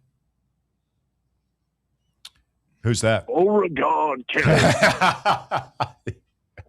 Beauregard. Winner takes the job. There you go. Winner gets the job. There was a time when I think Fulmer wanted to. There you go. By the way, it was Zell Miller, the Democratic senator from Georgia, who challenged Chris Matthews to a duel in an interview at the 2004 Republican National Convention. What a maniac. That's what I was going to call and tell you. I remember watching that, Russ. I challenge you to a duel. Can you, how long have you been able to vote at that point? Like 6 years, give or take? Right? Yep. Okay. Can you imagine, getting the opportunity to vote for a guy who had killed another man in a duel? Oh, man. That would have been awesome. Anyways, yeah. No, wasn't Andrew Jackson in a bunch of duels? Yeah, but back in those days, I mean, what was middle age was like 24. Hey, listen, there's something to be said. You know, I'm a firm proponent of bringing back like paddling in schools and stuff and reinstilling discipline. If you had the threat of if you insult me on the floor of Congress, that you and I are going to have to go settle this the old-fashioned way and one of us might die, I bet you'd see civility return to Washington, D.C. awful damn quick. I can't go there with the duels, but I've long been a proponent of what children of America need more of is nuns with yardsticks. Just beating the absolute sense out of kids when they don't act appropriately or they act cheeky. Yeah, but they have to do it with old 1800s, long pistols, Russ. Because the guns now are just too. Yes. Yeah. One shot, muzzle loaded, at a distance. That's the reason that those guys did that all the time, and so many of them lived. It's the duels the duels you hear about, the ones where somebody actually died. They never died, and there was duels all the time. Because there was no rifling and the bullets would just go astray. They'd go and end up in a tree or something.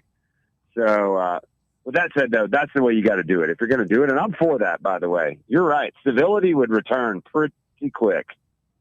Guys, as far as the quarterback, I heard Rusty too, and I tend to agree with him. And you, Russ, I thought Joey was the guy. But you're right, Russ. You can't rely on a doctorate of jurisprudence sitting on a bench telling you exactly what he thinks, because he's one man, and one man can change an entire team's football season. You got to go pay somebody. And then, as you said, you got to let him just do it, for lack of a better term, duel it out in the preseason. And I just, I think Josh really failed us there. And he keeps doing odd things like that. And it's not that we don't have money. My God, guys, we're paying a basketball roster somewhere between $22 and $27 million this year. Because Rick Barnes did what he should do, and that is, hey, Daddy Haslam, hey, everybody else, I need all the money. I need it all. Whatever money you got, give it to me. And Josh just simply won't do that with the donors. He wants to go coach football, and as you say, Russ, show fodder is not a personal appearance, or personal appearance isn't show fodder. But if you really, really wanted some cash from those people, you clean yourself up. I'm not saying you have to, but you clean yourself up and you go out and you campaign for yourself. Roberto, thanks, man. We got to roll. Stay with us. Hour number 3 of The Drive coming up on many of these fan-run affiliates right after this.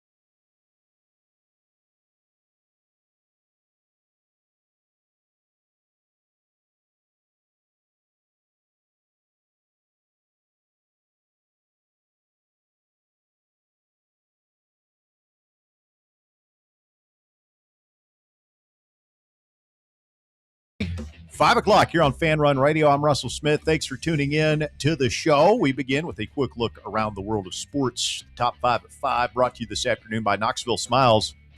Number 1, the ACC is in support of the 24-team expanded college football playoff format, according to ACC Commissioner Jim Phillips. He says the move is supported by the majority of the league's coaches and athletics directors. I've been thinking about what you said earlier. Sankey and ESPN. It's the SEC is you got the Big Ten, the ACC now, the Big 12, Notre Dame, all in favor of 24. But they need the SEC's capitulation. It's got to be unanimous. And Greg Sankey is saying no, the SEC is still against it, but you've got Danny White, you've got Josh Heupel, you've got Kirby Smart, others saying that they're fine with 24. So some cracks in the facade for sure. It is interesting. I've been going through that in my head. It's like, so what's in it for ESPN? I mean, you got more teams in it. There's more games, which is more revenue, but maybe it becomes a rights issue that they don't have visibility to or something. There's got to be a reason that they feel that way. I wonder if they don't have enough, if they know that it would bring in another network it would be too many games for them to cover as a network. Yeah, I don't know. I mean, I'm sure they'd find a way to make it work. I mean, if you recall, they were already licensing games out to TNT. Yeah. A couple games each year. Call me crazy, but shouldn't these games be on the networks? And not cable only? I mean, I know that's... Come on, Grandpa. This is 2024. Ain't nobody watching on networks anymore. NFL does. It'd be impossible. They'd have to bifurcate the rights and everything else. It couldn't be just like Disney's ABC. It couldn't all be on ABC. They wouldn't be able to, accommodate that. I mean, the national championship hasn't been on a network in a couple of years, right? They've been on ESPN for the past couple of seasons. I think you're right. For basketball, it definitely has, too. It's been on TNT or TBS. It's not on CBS. It's an outrage. You want it back on the network? Yeah, I want it back on so you CBS. Can get up on the side of your house with the rabbit ears, trying to get that signal to come in better. If I need to. Your little Magnavox TV. Tell you a pro trick. If something's on like one of the local stations, get an HD TV antenna. They're like, $25. Yeah. It's a lot better picture than cable or satellite. Well, yeah, you're getting the direct feed off of it's incredible. Yeah, off the station versus having to pass through a cable operator or any sort of aggregator that matters. Yeah. That's why I think Amazon's Thursday Night Football feed is pristine. Yeah. Because it's coming through one less layer of distribution. Just straight from them. Yeah. Number 2, 4 quarterbacks will be featured on the 3rd season of the NFL series Quarterback. Did they do receivers last year? Was that the year before? Maybe the year before. Have you seen the 4 QBs this year? I did. I have not. Kind of interesting. Jaden Daniels, Bear will be excited about that. Baker Mayfield, Joe Flacco, and Cam Ward. Let's go. Kind of surprised Flacco's in there. I guess it's just a story about his resilience and everything else. You think they realized, like everybody I know who watched that series says they loved Kirk Cousins after that series. He's just really likable.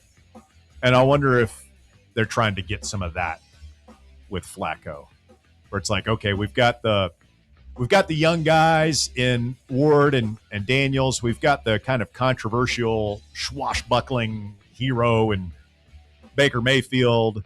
We need a grandpa in this, right? We need somebody who's I mean, it's an opportunity for all 4 of these guys to come off really, really well. I mean, even Baker. Oh, I'm prepared to hate him. You're prepared to hate Baker? What if you end up liking Baker? Hope that doesn't happen. Gotten kind of used to not liking him. Just a punchable face, Baker Mayfield. He does, but man, the kid makes plays. He does. Had him on my fantasy. Fantasy. Number 3, New York Yankees left-hander Max Fried pulled from today's start against the Baltimore Orioles after only 3 innings because of soreness in his pitching elbow. The 3-time All-Star is expected to be examined tomorrow by team physician Dr. Christopher Ahmad in New York. Not good. Not good at all, Russ. You still got Schlittler. You got Garrett Cole coming back probably in a few weeks, too. And Rodon came back this week. Do you know who Rodon is? I have no idea. Yeah, I figured not. Well, maybe they'll. You too. I don't know all the pitchers. Do they still have Will Warren? They still have Will Warren. They're pretty loaded, really. And maybe Fried's injury will be a big nothing burger. How would you feel if it was one of your guys with just that kind of arm soreness in the elbow? How would I feel? Like, how do I feel? We've got like 3 guys dealing with it right now. It's not good. You never want to hear the word soreness, arm soreness with pitchers is just code word for disaster. Well, yeah, he's going to have some sort of operation. Speaking of, did you all see the graphic that Tennessee baseball put out for this week's starters? No. And they had like the question mark guy. Oh, really? It's like, why would you do that? Yeah. That series starts tomorrow. Had like an outline of a player with a big question mark in it. I kind of like that. It's funny. All right, number 4, staying on baseball, Seattle Mariners catcher Cal Raleigh. He's been in a 10-game hitless streak. He's not been playing well. And you hear all these stories about baseball players doing weird stuff to bust out of a slump. Like, remember the Red Sox had the thong or whatever? Yeah. Did you see what Cal Raleigh did? No. Took a shower in his full uniform Monday night after another tough night at the plate. Came back yesterday. Approach pays off. He breaks out of his slump. A couple of hits to help the Mariners win 10-2 over the Astros. Was 0 for 38 coming into last night. How do you take a shower in your uniform? Same way you take a shower without your uniform. Just got your uniform on. So it would be hard to get clean. That's what he says he did. Said Logan Gilbert gave me some good advice to wash off the bad mojo or juju from the baseball gods. So, yeah, it worked. He was right. I got to give him credit where credit's due. Wonder if he was wearing his spikes in the shower. Being in water, and I would assume he was in his spikes. Yeah, like have you ever been thrown in a pool and fully clothed or anything like that? No, I haven't. That's the worst. Just the worst. You never been hungover and your boys throw you in the shower and turn the water on? No, but I've been. I was in the middle of Lake Michigan on a boat when it was torrential downpours in the boat. There was nowhere to go. You had to just endure it. Yeah. And so, yeah, it's a horrible feeling. Just clothes are just hanging off of you. Oh, that's, yeah. Florida 90 and 92 were both pretty. And for a while, it rained every damn time Florida came to years town. ago. This was at my old house. It must be like 15 years ago. I was out for a walk in the neighborhood, and a big storm came through. I wasn't expecting it, and I'm far away from my house. And I mean, it is pouring rain. I'm soaked, and I'm running because there's thunder. And like I'm maybe half a mile from my house, and there's just the loudest thunder. It's like right on top of it. It's terrifying. Like, oh yeah. And that was the other. I remember being caught out on the lake in a boat, pretty far from the dock during a storm. And if you've ever been like on the lake when thunder happens, that's a different, because the way it just echoes, it travels across the water. Terrifying. Yeah. It was 92. The 92 Florida game was like nothing else I've ever seen. It was like a typhoon. All right, wrapping up. Number 5. Police in France are warning residents about a deer acting erratically after eating fermented fruits. You know what happens in fermented fruits in France, Bob? They call that wine. Yes, it is a drunk deer on the loose in France, in Saône-et-Loire, France. Shared a video of a deer haphazardly running in circles around in a field in what appeared to be an intoxicated state. The deer had apparently eaten fermented fruits, which contain ethanol, a type of alcohol. Some studies have shown that animals break down ethanol similarly to humans, meaning they may experience some of the same effects that humans feel when consuming alcohol. Have you never seen bears when they bust into? They do this a lot, from what I've heard. I'm watching the video. This deer's hammered. Bears will get into like moonshine. Yeah, and then they get hungry and smashed. And then what happens to a deer if they come across a bear? Damn it, Bob. Couldn't help But yeah, these bears will eat and drink the mash. These barrels, they just get polluted, just tore up, flopping around with the barrels over their heads. All right, that is the top 5 at 5. It's brought to you by Knoxville Smiles. You check them out online at knoxvillesmiles.com. It's where I go for all my dental work. You check them out again, knoxvillesmiles.com. Tell them Fan Run Radio sent you. That deer doesn't like dentistry. How would you feel if you had a bear on the back of your neck, like taking a big old bite out of you? Have you ever seen the video? No. Oh, I got to show you the video. No. Oh, it's great. It's just like in some guy's backyard. It's next to a play set. There's a nice fence in the background, beautiful manicured lawn. Had the scars. And a bear just chowing down on this deer, just pleading for help, just begging. Like, that's what he's saying. Help! Help! Guy's just sitting there with his phone filming it. Help! Still think that sounds like bear to me, honestly. No, it doesn't. I did learn that recently. The bears don't try and kill you when they attack. They just go ahead and start eating you. So you die. You basically get eaten alive. That's what he's saying. He's like, the bear's eating me. Help! I'm somebody's dinner. Not fun. Ultimately, they die, though, right? Well, yeah. I mean, obviously you die, but it's. I would imagine they don't like go for the kill first. They just take a big chunk out of you and start chowing down. Oh, God. I think Shump mentioned this yesterday, but man, this NBA Combine, you learn a few things. Amari Allen from Alabama was listed at 6'8". His true measurement for height was 6'5". I just assume most of these guys lie.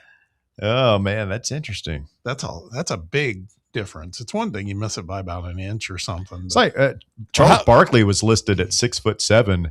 Yeah. He wrote in his autobiography that he was 6'4". 6'4", yeah. And small hands. He could never. If you notice all his dunks, he can only dunk with 2 hands.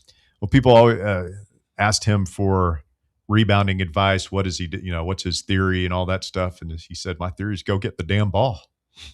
Just go and grab it." It's one of the biggest booties I've ever seen in person. I was in really the baggage claim at Las Vegas. Yeah. We turned out we were on the same flight. He was up in first class. I wasn't, and we were connecting, and he picked up my connecting flight to Vegas. I went up and said something to him. He was nice.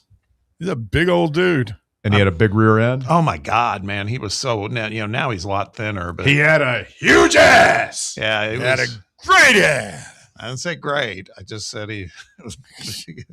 Every now and then you come across a posterior that is like, so, I mean, not in a sexual way, but you're just like, damn. Well, that's a solid base. I was just sitting there thinking, no wonder this guy was such a prolific rebounder, though. I mean, he understood how to position and everything else, and then he had the big booty. But we threw hot dogs at him when he was at Auburn. They came up Stokely. He's a nice guy. I just said, hey, I just want to say, huge fan of your show and your work. And he was like, well, thank you. He was nice. Nice guy. I had that experience after the 2004 Auburn game. I was on the field, and remember the running back Ronnie Brown? Oh yeah, that guy had some junk in his trunk.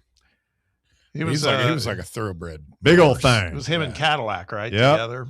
Yeah, they ran all over us that night. They were both committed to Tennessee at one point, weren't I they? don't know if Ronnie Brown was. Cadillac certainly was. Auburn pulled their dirtiness. It's probably our boy Rodney Garner. Rodney Garner. As many as he gave us in the 90s, he definitely took some away after he left. But he's back. Everything's been forgiven. He was just doing his job, Russ. Don't mind me, sir. I'm just doing my job on a Wednesday afternoon here on Fan Run Radio. And the poll question in the field this afternoon, there's several reports out today that show Tennessee in the top 10 nationally in spending on its roster. $36.7 million on next year's team, 9th best nationally, 9th highest total. And then another report from AL.com that shows Tennessee raking in the second most biggest amount of donations to an athletics department at over $100 million. Only Texas and Tennessee over $100 million.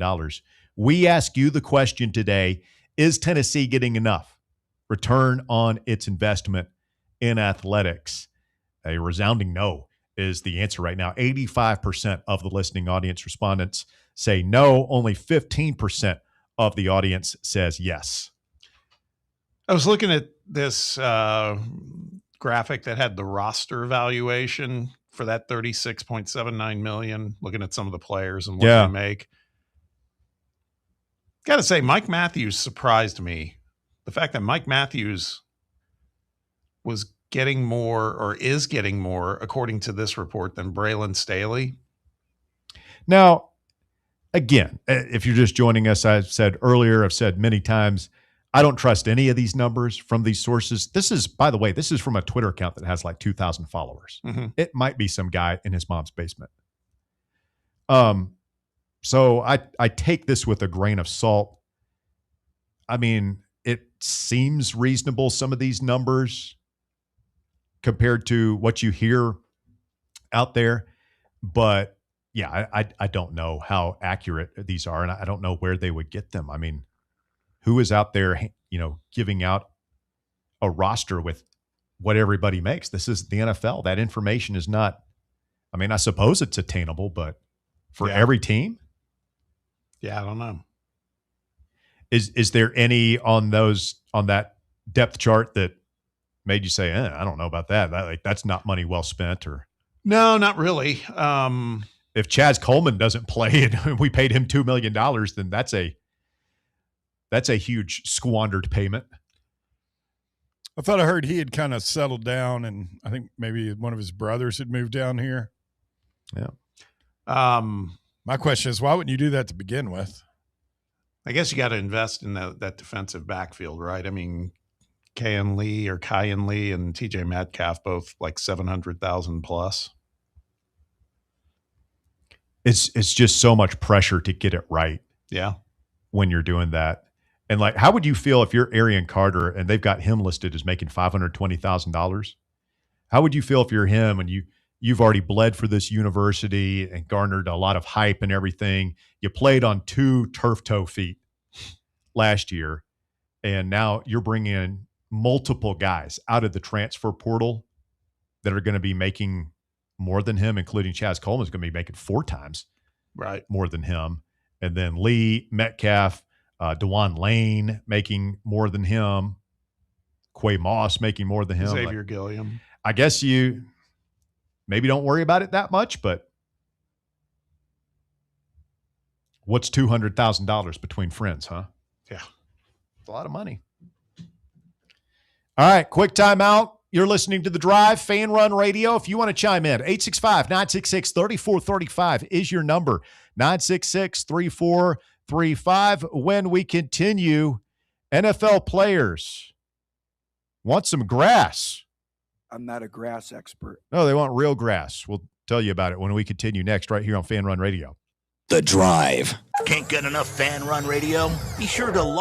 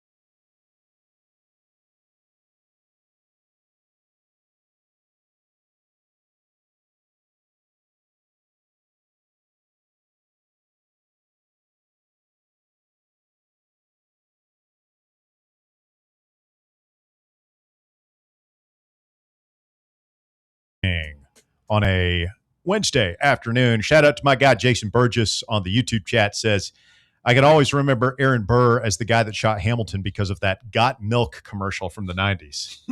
That was an iconic commercial. You remember that? Yeah, I'd forgotten all about it. Or the guy has the peanut butter in his mouth. He's got to call in, or that no, they call him. The radio station calls him, and he's like in an Aaron Burr museum.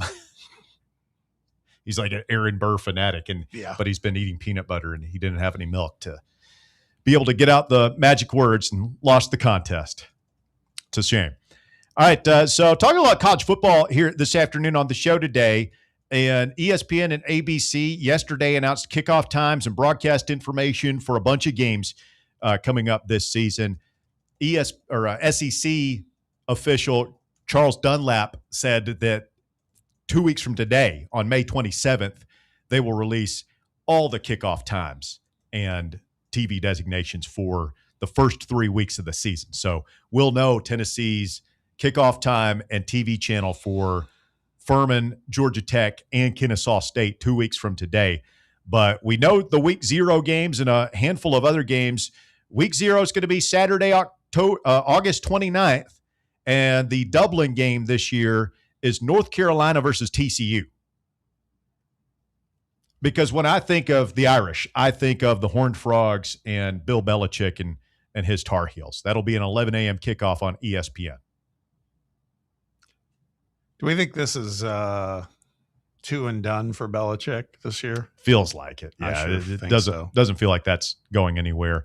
NC State and Virginia play at 2:30 that afternoon in Rio de Janeiro. That's those are. It's a conference game. Yeah, man, I'm down with that. I'll watch that. I mean, you've got Alabama, A&M, and Howard play that night in Atlanta, but I mean that's back to back D1, FBS teams playing each other. That'll whet the appetite a little. Doesn't Hawaii usually hosts a week 0 game too? They're not on this readout that I'm going from. Thursday, September 3rd, you've got Colorado at Georgia Tech as Deion goes back to Atlanta, where obviously he had so much success as a Brave and a Falcon. That Friday, you've got Miami at Stanford. On Saturday, September 5th. All right, this is the big opening weekend, and the 3 games we know of. East Carolina at Alabama. That's an 11 a.m., 12 noon kickoff. I'm sorry, this is from AL.com, so Central Times. Auburn and Baylor, 3:30 on ABC. Mm-hmm. So that'd be 4:30? In Atlanta. No, it's 3:30 Eastern. 3:30 Eastern. Okay. So you've got DJ Lagway and his Baylor Bears taking on Comrade Golish. That's so weird to hear DJ Lagway. Baylor. Clemson at LSU that night, 6:30 p.m. ABC. Go Tigers. When do we think the Furman game's going to kick off? Noon? Got to be a nooner. It'll be roughly the temperature of the surface of the sun in there. Go ahead and get it out of the way, huh? Sunday, the day after, you got a Sunday game. Louisville and Ole Miss are playing in Nashville. That's a nice for one, some man. reason. I love that matchup. Well, Louisville's not that far from Nashville, actually. It's just a couple hours. It's a big credibility game for Pete Golding and Ole Miss. Yep. You have to win that game. And then that Monday night, you've got SMU at Florida State. SMU I would think, should probably win that game. Yeah, FSU's in a shambles right now. Like if you're SMU, you've kind of been on a roll these past. You made the playoff the year before last. Like you were pretty good last year, weren't you?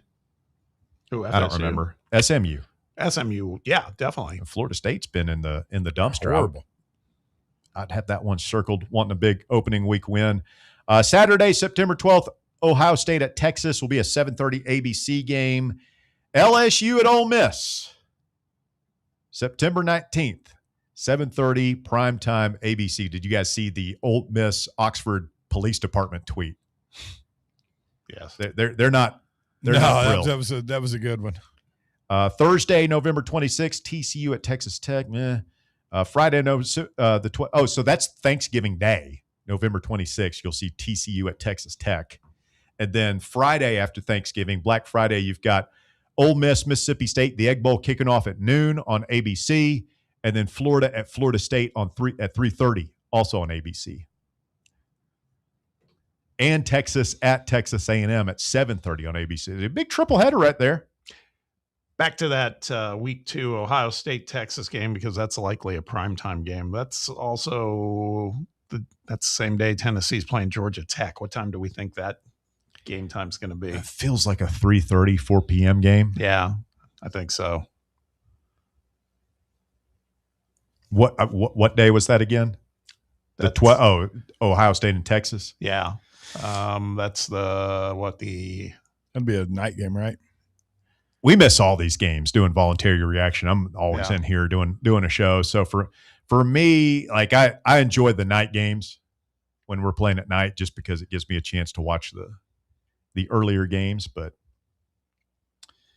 we'll see how many night games are on the agenda for Tennessee this year. 865-966-3435, your phone number if you want to get on the show this afternoon. Would love to hear from you as we hit the half-hour mark here in the 5 p.m. drive time hour. Hope you're doing well. Thanks for tuning in to the show. 966-3435. NFL players. I don't know if you guys I follow a bunch of soccer accounts online, and so I'm seeing all these stadiums, football stadiums like Arrowhead and the Bills Stadium. Well, there's no soccer games up there, but Jerry World, Atlanta, they're all getting their soccer fields in. And FIFA stipulates that World Cup games have to be played on natural grass. So you got to get the grass in there, and it can't just be like you roll it out 2 days before. Like it's got to be a nice looking field. It's got to have time to set, and settle, and be watered and sun, and all that stuff. Ready for competition. And so the NFL Players Association put out some social media messages basically saying, hey, look, like you can clearly have grass in all these stadiums, even the indoor ones. And our players, by a margin of 85%, prefer to play on natural grass. So why don't you go ahead and do the right thing and make these stadiums, which are primarily built for the NFL. Yeah, you have concerts and maybe the World Cup or the Final Four or whatever in them, but these are NFL football stadiums. When you think of Mercedes-Benz Stadium, like that's the home of the Atlanta Falcons. You think of Jerry World, that is the home of the Dallas Cowboys, even though they have other events. They want grass on these fields. I'm not a grass expert. And I'll be interested to see if that becomes a part of the next collective bargaining effort. I've seen where it's a sticking point with the players. I mean, the numbers behind it, the statistics don't lie. Mm-hmm. You're a lot less likely to get the catastrophic joint injuries on grass. I'd have to see some of those numbers. I will say, I said this yesterday. I was at Catholic High School yesterday for my son's field day. They had elementary school field day there across the street, and we were on their practice field, not the Butch Bowl. Right. Like it's a little 50, 60-yard practice field right next to it. And I've been on a lot of turf fields through the years. That one is different up there, and it's new, is really nice. It was super spongy. Yeah, but the problem is once you put shoes on guys to make sure that they don't that grip that stuff, they just end up it's like they end up hurting their knees or ankles. It gets caught easier. Yeah. I mean, I could see that. Like foot gets locked into it. Yeah, a lot of people think football is meant to be played on grass. I mean, it's softer. And I don't know, players want to play on it. So, yeah, I remember that, the Titans have an outdoor stadium that they put turf on. Remember, they were letting too many people play on theirs was a problem. That was part of it for sure. Butch Jones, by the way, wanted to rip out the grass in Neyland Stadium, and he wanted turf. Yeah. It's critical. God, we let that guy stay here too long. Well, evidently we got rid of him just in time because Tony came in and wanted turf right away, and they're like, you got it. Here's turf. Now, part of that is probably baseball's not a revenue sport, and if I'm sure it saves a lot of money. Whether it was Fulmer or whoever was in charge at that time looked at it and said, we would probably save money by cutting down on grounds crew and maintenance and all that stuff. So I guess that's a little different, but yeah, I mean, the Titans field was such an eyesore because they had Tennessee State playing there on Saturdays, and then you'd have high school games there. Yeah, you'd have a lot of soccer there. You'd have a lot of football being played on that field, and it always looked awful by like mid-October. Yeah, it was not even the end of the season. I mean, like mud. It was always torn up. So when they announced they were going turf, I was like, well, I mean, if you can't get the grass right, you might as well go turf. And I feel like it looks pretty good, but I'm guessing the players don't like it. And I've heard it is hot as blazes on a scorching hot day, which is what you used to hear about the old, like Doug's Rug, the old, when Tennessee had artificial turf back in the 70s and 80s. Like if you fell on that during an early August game, first of all, it's rough. It's going to tear the skin right off you, but it's also like, it could be 90 degrees in the stands and approaching 130 degrees on the actual field. You could feel it. There's one game in particular, old timers. I'll tell you, UCLA came in here at the beginning of the season. They ran out of anything liquid to drink, all ice by the third quarter, and you could feel the heat just coming up off the field in waves in the stands. It's like 100 degrees in there or something. I think it was like 140 on the field. NFLPA Executive Director J.C. Treader said, what we want is good grass fields. You don't want to pull out the municipal golf course grass. On every field, you want high-quality surfaces. I think one thing is understanding what our players care about. There's something that the data hasn't been able to spit back at us, which is if you ask every player, we polled 1,700 of them, 92% say they want grass over turf. So the poll I quoted was 85%. This guy's saying 92%. He is the NFL player rep, so who knows there. But he says there's something about the feeling of being on grass. I'm not a grass expert. The body feels different. I think if you ask the coaches, just standing on grass versus standing on turf for 3 hours feels different. There's something there that impacts the body. Like they're never going to do it. Well, the current CBA runs through 2030, so we'll see if that's a sticking point for the Players Association the next time they go to battle with the owners. FIFA uses only grass fields for the World Cup, so MetLife Stadium in New York, AT&T Field in Dallas, Gillette Stadium in Foxborough, Lumen Field, which is, I believe, Seattle, NRG Stadium in Texas, SoFi Stadium in LA, Mercedes-Benz Stadium in Atlanta, all use some sort of artificial turf for NFL games, but they've all put in natural grass for the matches this summer. So you'll get your first chance to see it on June 12th when the United States takes on Paraguay at SoFi Stadium. Bear, could you find Paraguay on a map? Be honest. Yes. It's Paraguay, I thought. It's in South America. Oh, yeah, it is in South America. It's right next to Uruguay, right? I'll take your word for it, geography boy. Stay with us. The shocking conclusion of the drive coming up. Speak now, forever hold your peace. 865-966-3435 if you want to chime in here. 966-3435. Coming up is the Peak Daddy hat and fur coat. Done with Tennessee baseball. A new home run celly going on at Lindsey Nelson last night. We'll talk about that as we wrap up the drive right here on Fan Run Radio. Stay with us. The Drive. Miss any of your favorite Fan Run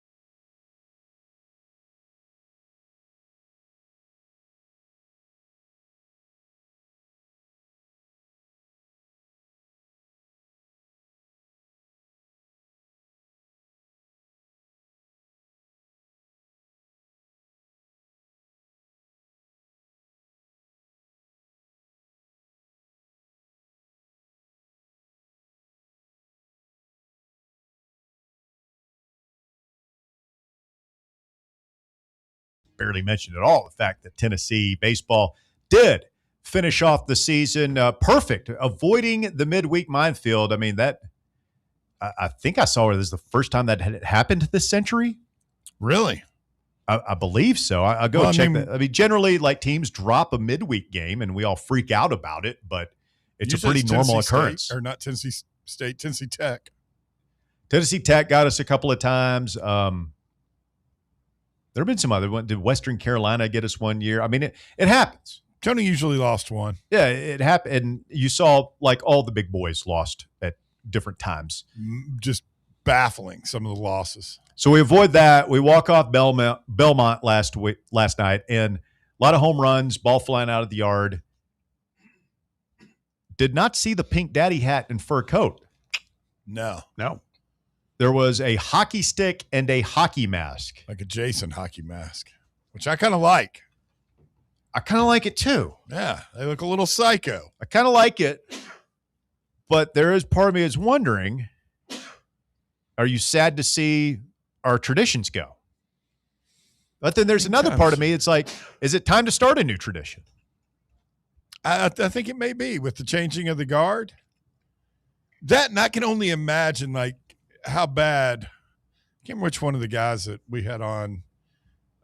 Like I asked, yeah, I was like, "How bad does that coat smell?" And they were like, "It's pretty bad." I just think that is very original because it was completely insane. I mean, who invented that? These are just like thrift shop items, right? Yeah. That the guys just stumbled upon, and they became iconic. And they're original. It often imitated, never duplicated. Like everybody does it now. I'm pretty sure we were the first to do something like that. The first to gain significant notoriety. I mean, and it's gone to the majors and everything now. Exactly, yeah. And they made rules about it. It's like, hey, you can't come out on the field, and you can do it, but it has to happen in the dugout and all this stuff. Remember, we used to have the coat waiting on the guy at home plate. It was all for Tennessee. What was the peak? Which team had the alien mask, like rubber mask? I think that was Auburn. I kind of thought that one was hysterical. I loved it when they strapped that thing on, as long as they weren't playing us. They were doing it for us. Sonny DeShera wore it a bunch against us, which is fine. I mean, a good home run prop will piss off the opponents. Yeah. I just thought it was like, wow, I wish we had thought of that. That's crazy looking. Wonder who came up with the coat and the daddy hat. Gilbert? Or do we have it before he? I thought the story was Evan Russell got the daddy hat. Because at first it was just the daddy hat. The coat came at the end of the 2022 season. Okay. Because I know Gilbert did the whole hands over your face double celebration. Mm-hmm. I never really understood what that was all about. I just assumed it was some inside locker room, like guy humor joke. Probably had something to do with sex. They were just too embarrassed. Seriously, that's what I always thought.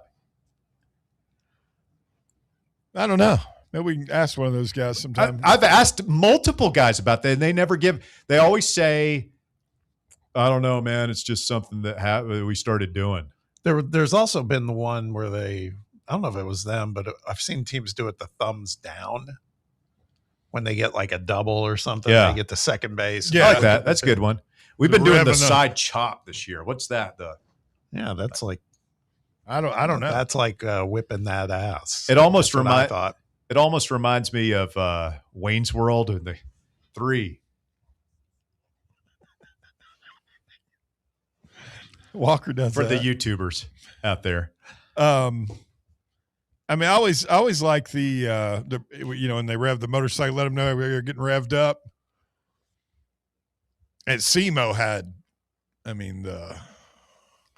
where he'd go across his chest. Badass, man. SEMO also, he still does it. The trucker. Yeah. The trucker. Yeah. Oh, I love that. Big rig. SEMO's coming through. Yeah. I saw somebody else hit that recently. I can't remember who was in the big leagues or on our team. Was it Levi? Somebody hit the, that's it hit me in the feel goods. Yeah. Love the trucker celebration. How crazy is it? I'm sure you saw, D1 put out their projections for the field of 64, but also their top 8 seeds.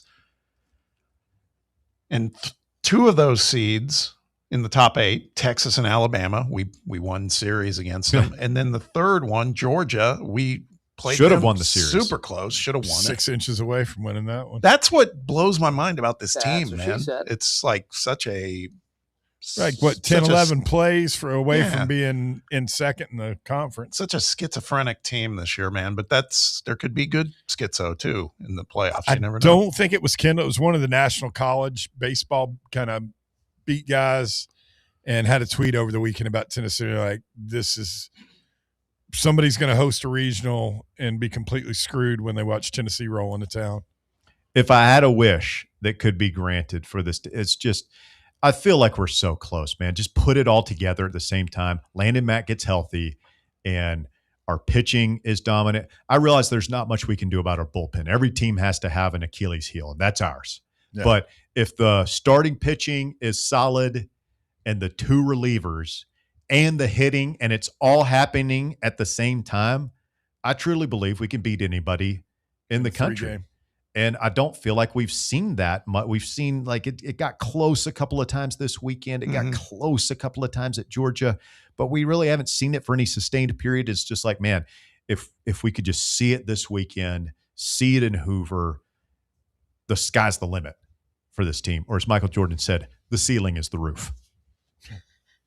Let's get a call from Joshy Boy. Good afternoon, Josh. You're on the drive. It's Fan Run Radio. Hey, what's up, guys? How are you doing today? Doing well. Thank you. Good. Virginia Tech, they still use their sledgehammer home run prop, which I think that's pretty cool. It's pretty cool. Sounds dangerous. You gotta be careful with the sledgehammer, Yeah. man. Take out somebody's leg. Yeah. Has anybody had chainsaw yet? I think it'd be cool. Not I mean, you don't have to have the yet, chain yeah. on there. Yeah.